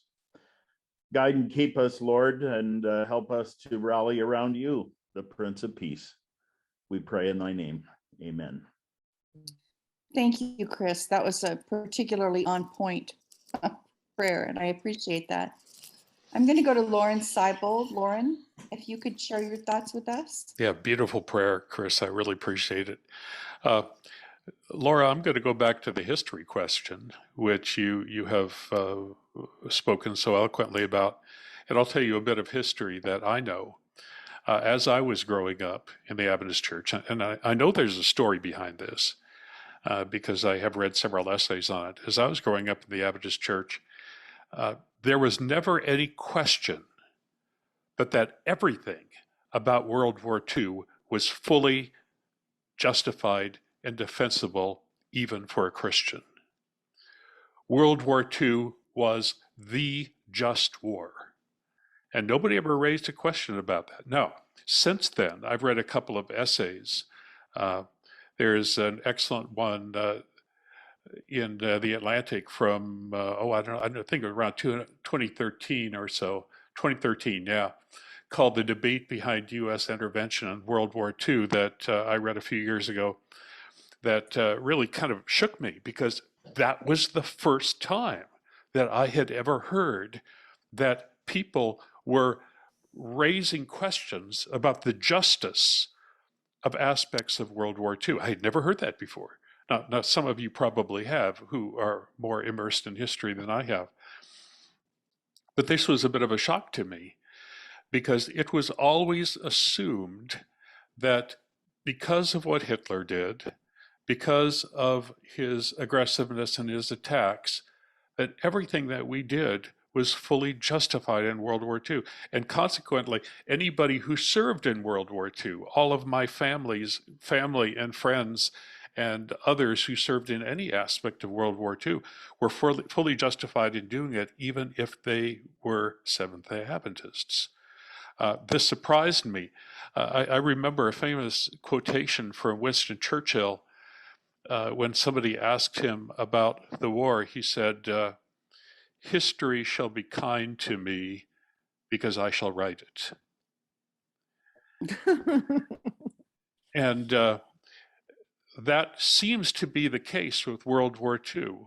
History has justified World War II, made it not just justified, but squeaky clean somehow. You know, the greatest generation.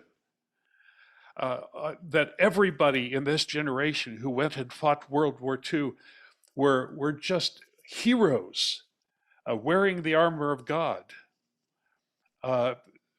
Even the destruction of Japan is somehow, even though they knew Japan had been so thoroughly firebombed that it had to give up, they went ahead and pushed forward and dropped the atomic bombs. We know that's history. That's right there.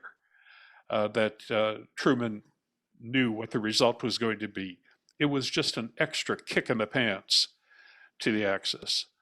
So I just want to throw that out there and say that is the world that I came into, and it is right after World War II, and it is also the world that I was living in when Vietnam came along. And it seemed far less clear at the time of Vietnam than it apparently had seemed to my elders who served in World War II. So, Laura, that's a bit of a history there that we have, I don't think, have yet talked about. But I would recommend that essay. It's actually a book review, The Debate Behind U.S. Intervention in World War II. It isn't specifically about whether World War II was a just war, but it raises some of those questions. And I'll stick it in the chat if anybody else wants to read it. Oh, thank you. Yeah, you're right. We hadn't discussed World War II, and it's true. World War II is probably much more significant than my presentation has acknowledged because of the ostensible moral justification for it. There were pacifists who marked that as the end of their pacifism. The one calling a quote, and I can't remember her name, but she was a well-known pacifist who said she decided that she would rather go to hell for fighting than to have her son raised in a world in which he thought it was funny to kick a Jew in the stomach. You know, there's this level of moral certainty to it. And indeed, I believe that moral good can come out of morally ambiguous events. Anytime we have a war, we have to admit we're going to have moral ambiguity. I think we can hold them both at the same time. But I wonder if this is a factor in the change about war, of Adventist attitudes about war. I believe it is. World War II impacted it. Some long number of years ago, my husband and I bought we were looking just for stuff, you know, before streaming services because we were too poor for cable. But this series of movies, and they were like, the US War Department had created these Why We Fight videos in World War II, and it was essentially indoctrination. It was propaganda to tell soldiers why the Axis was so morally evil, and if they didn't get in there and fight this black, I mean, literally in the graphics, they showed black spreading over Europe and how it was going to reach across the ocean to the United States, and we would all be enslaved because of it. I mean, they had the little cartoon radio tower broadcasting the word lies, lies, lies. And this is, yeah, we got this really strong sense of a moral certainty on World War II. And I think there was some things that we could say with some moral certainty about the war. But the temptation to let that blanket over the entire event and say there was no moral ambiguity going on at that time because of the need to stop Nazism, right, has had an impact on us. Yeah, there was a desire to justify it both during and afterwards that has pretty much, except for a few places here and there, silenced any moral questioning of World War II. Harry Banks, you probably have some interesting ideas about this. Can you share them with us? Oh, thank you. Actually, not so much interesting ideas. I was a late arrival in my family. My dad was about 50 years old when I arrived. And so he actually fought in World War I. And so most of the conversation I've heard today is World War II, Vietnam, and I did go to academy and do MCC and all those kind of things. But one of the questions, I guess, in terms of continuity of history, is more my kind of comment question. I have pictures of my dad, who actually ended up being a Seventh-day Adventist church school teacher for about 32 years. I have pictures of him in the cavalry on a horse. I have pictures of him holding a rifle. He was a Seventh-day Adventist at the time. He actually left Washington Missionary College, it was called at that time, which is now Washington Adventist University. He left college to go to the military. He ended up being signed to a staff as a staff person for an officer. So he avoided a lot of actual battle experience, but his role was to document the death of the people who had been killed in their unit. And he seemed to suffer quite a bit from that experience. But my question is basically, as we, move through the history of Adventism, because of those pictures, I realized in our conversation today, I never asked him what the church's position was at that time, if there was any particular stance. But anyway, I would just throw that out as we develop our history of this combat in our country, where that would fit, and if you know anything about what our positions were during that era. To be honest, the best I can tell you is that we had that tradition of the conscientious cooperation that said we want to be seen as being cooperative, but we want to avoid combat service. So we're going to encourage working as medics, and we're going to push our cooperation with the US military by pre-training our young people as medics. I suspect there's more to the history than that, and it may also depend on the particular community in which your dad was residing and the voices he was hearing. He may have had support or he may not have, and I wish I knew more. I know that some of his friends were engaged in a place where they were gassed, because he would go and visit them, and they were all from the same community, Stroudsburg, Pennsylvania. Yeah. I'm going to ask Arvidel to join us. Arvidel. Hello. Well, I'd like to share a few examples of things that relate to what we're discussing. I went with our oldest daughter at Loma Linda to the finance department to fill out the financial forms for medical school. We had paid for our 3 daughters to go through PUC, but by this time they had to borrow money.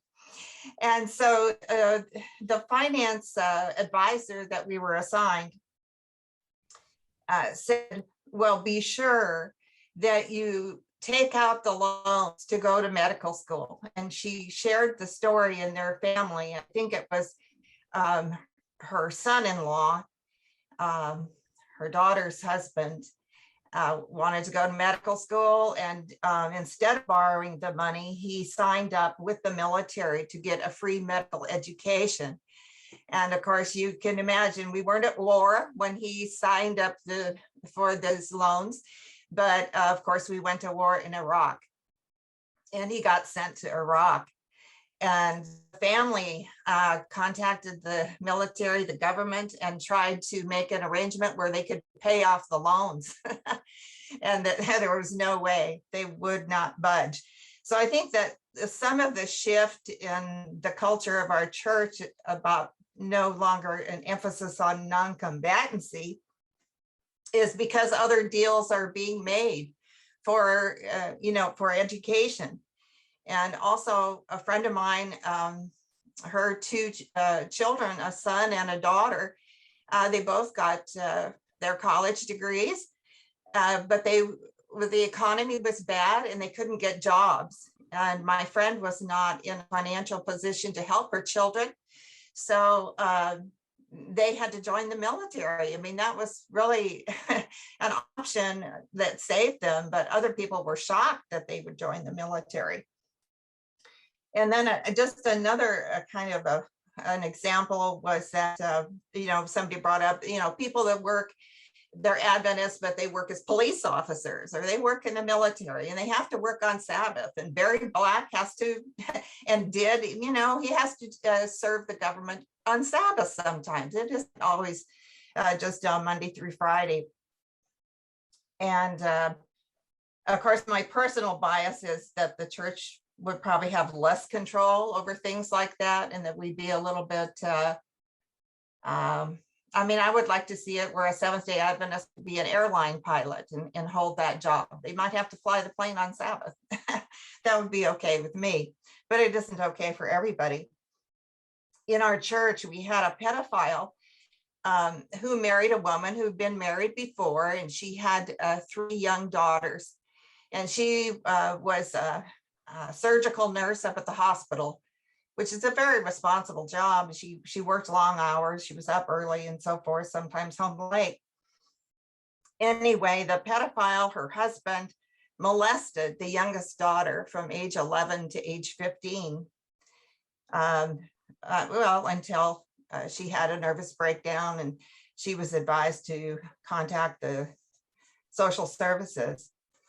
And it was proven with DNA, so the church didn't have to go through that. But still, what are we supposed to do about it? Well, they had a church business meeting, and one of the arguments in defense of the pedophile was, well, after all, we have a member of the church who's a police officer who works on Sabbath. And so it was equated that, well, other people don't keep the rules just right.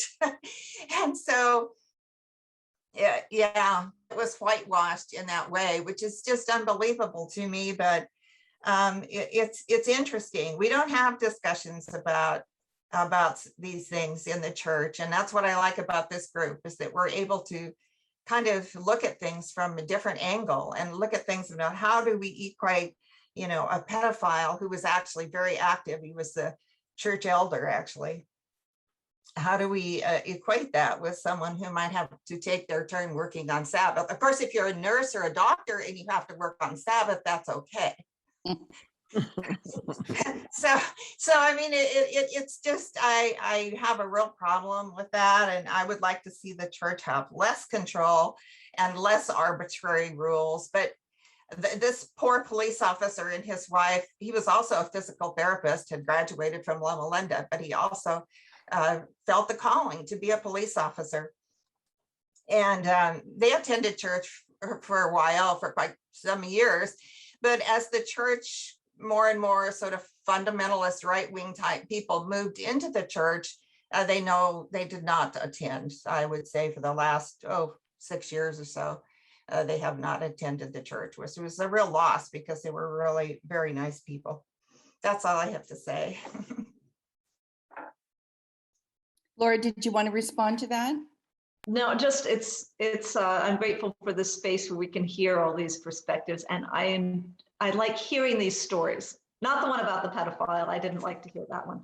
But the other people's experience when we're interacting with how are we going to live out our morals in the world, especially about wars and military service. All right, our next hand is Dan Jett. This is my husband. I asked him to just chime in and share. Wait a minute. I accidentally lowered Ed's hand, and he was ahead of Dan. If you don't mind, it's my fault. I'm so sorry. No, Ed, go ahead. Ed Reifsnyder. I saw him there and then he disappeared. Ed, are you still there?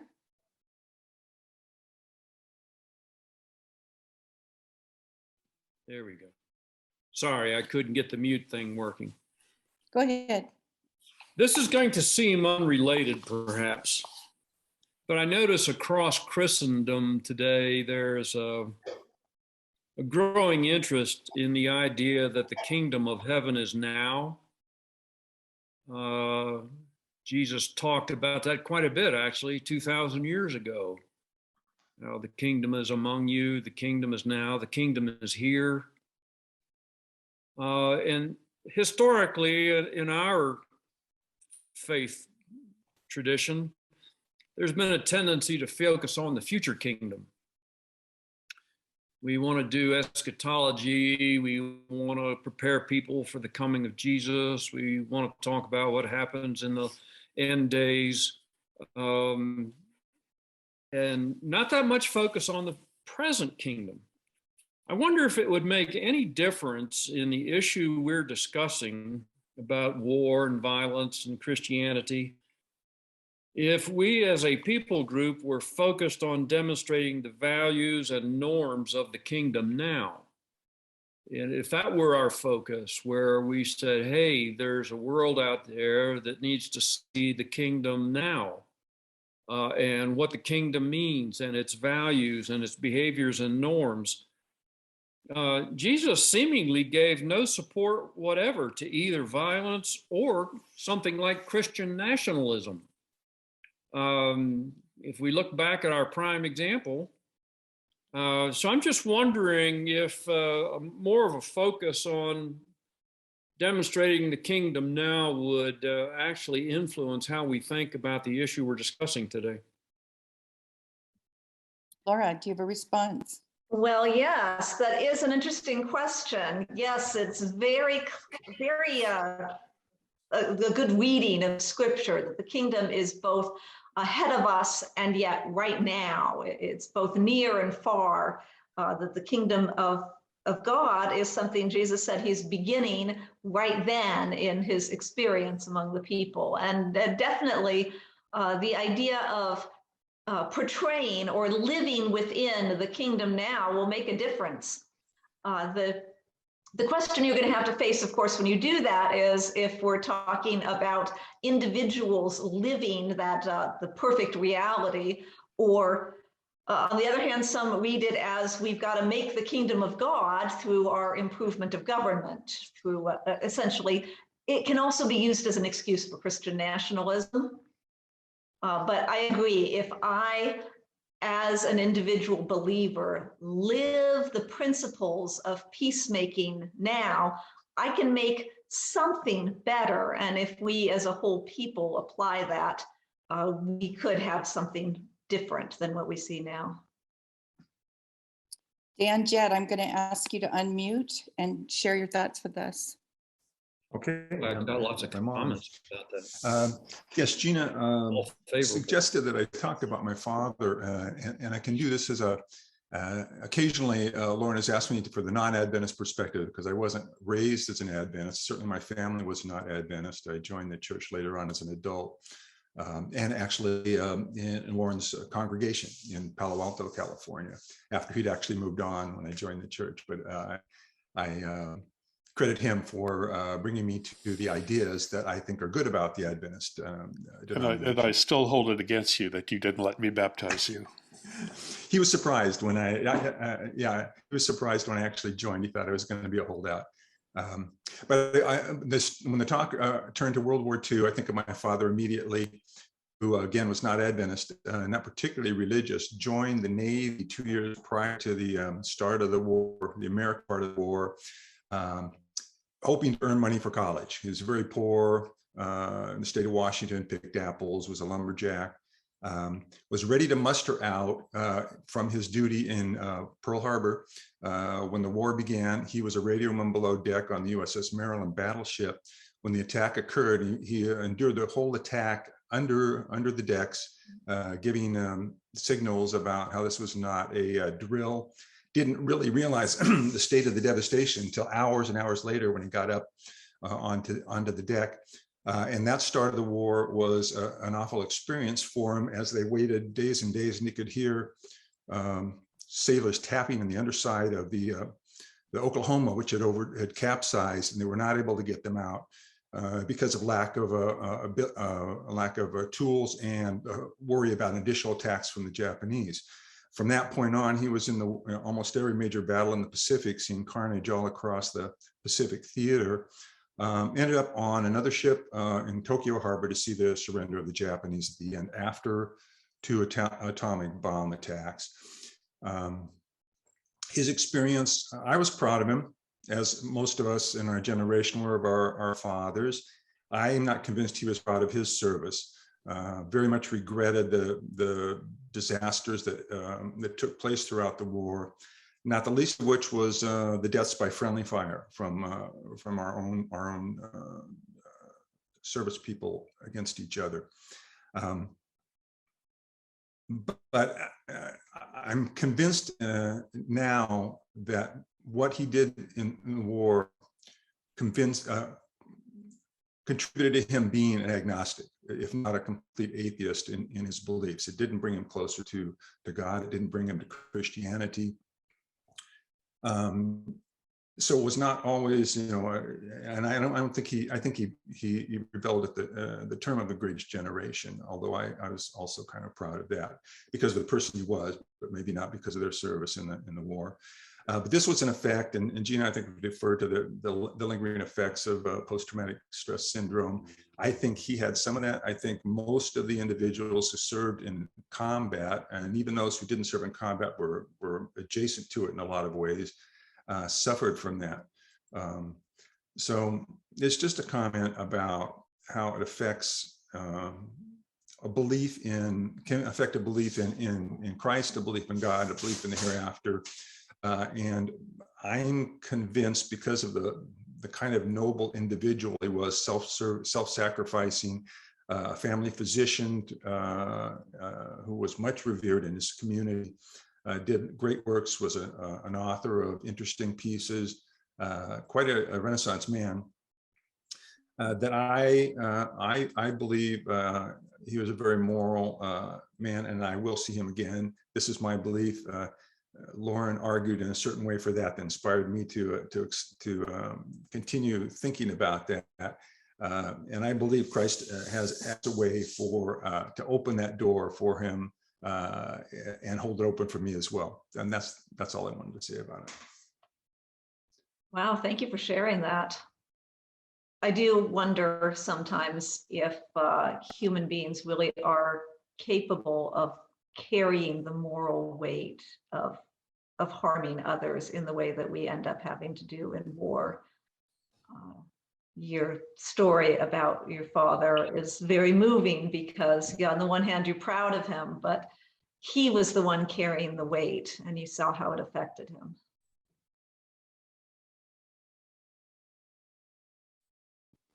He was my father-in-law, and I'll say that he never glorified war, ever. He never glorified war. I'm going to go to Cherry Ann, ask you to unmute, Cherry Ann. Hi, thanks, Gina, and thanks, Laura. I've enjoyed the discussion this afternoon. And I wanted to weigh in on pathfinding because I have a very different experience with pathfinding. I grew up in Jamaica. I was an active I started from the adventurers all the way up. And when I left for college, I was actually the drill instructor for the West Jamaica Conference. So I was very much involved. But for me, the things about pathfinding that stood out and that I still take with me aren't the drilling and marching that I was so much a part of. That was just one aspect, and we saw that more as a physical exercise and discipline, and we'd look forward to our drilling competitions. We would take part in civil services. So for Jamaica's Independence Day or National Heroes Day, we would be there with the Scouts and the Cadet Corps on parade. But for us, it was about the camping, hiking, cooking vegan meals, those were the things, the different skills that we would learn, whether it was knots or whatever it was. Those are the things that stood out for us growing up in pathfinding in Jamaica. So we didn't have that kind of militarized experience. At least that wasn't the lens through which we looked at it. It was more of a safe space for us to go and to have good friendships. And a lot of those persons are now more like family to me. So when I visit the US or Canada, I'm more likely to stay with some of those persons than I may stay with my own family, because that's what it was for us. It was a home away from home. Thank you, Cherry Ann. Well, we've come to the end of the hour. I don't see any more hands.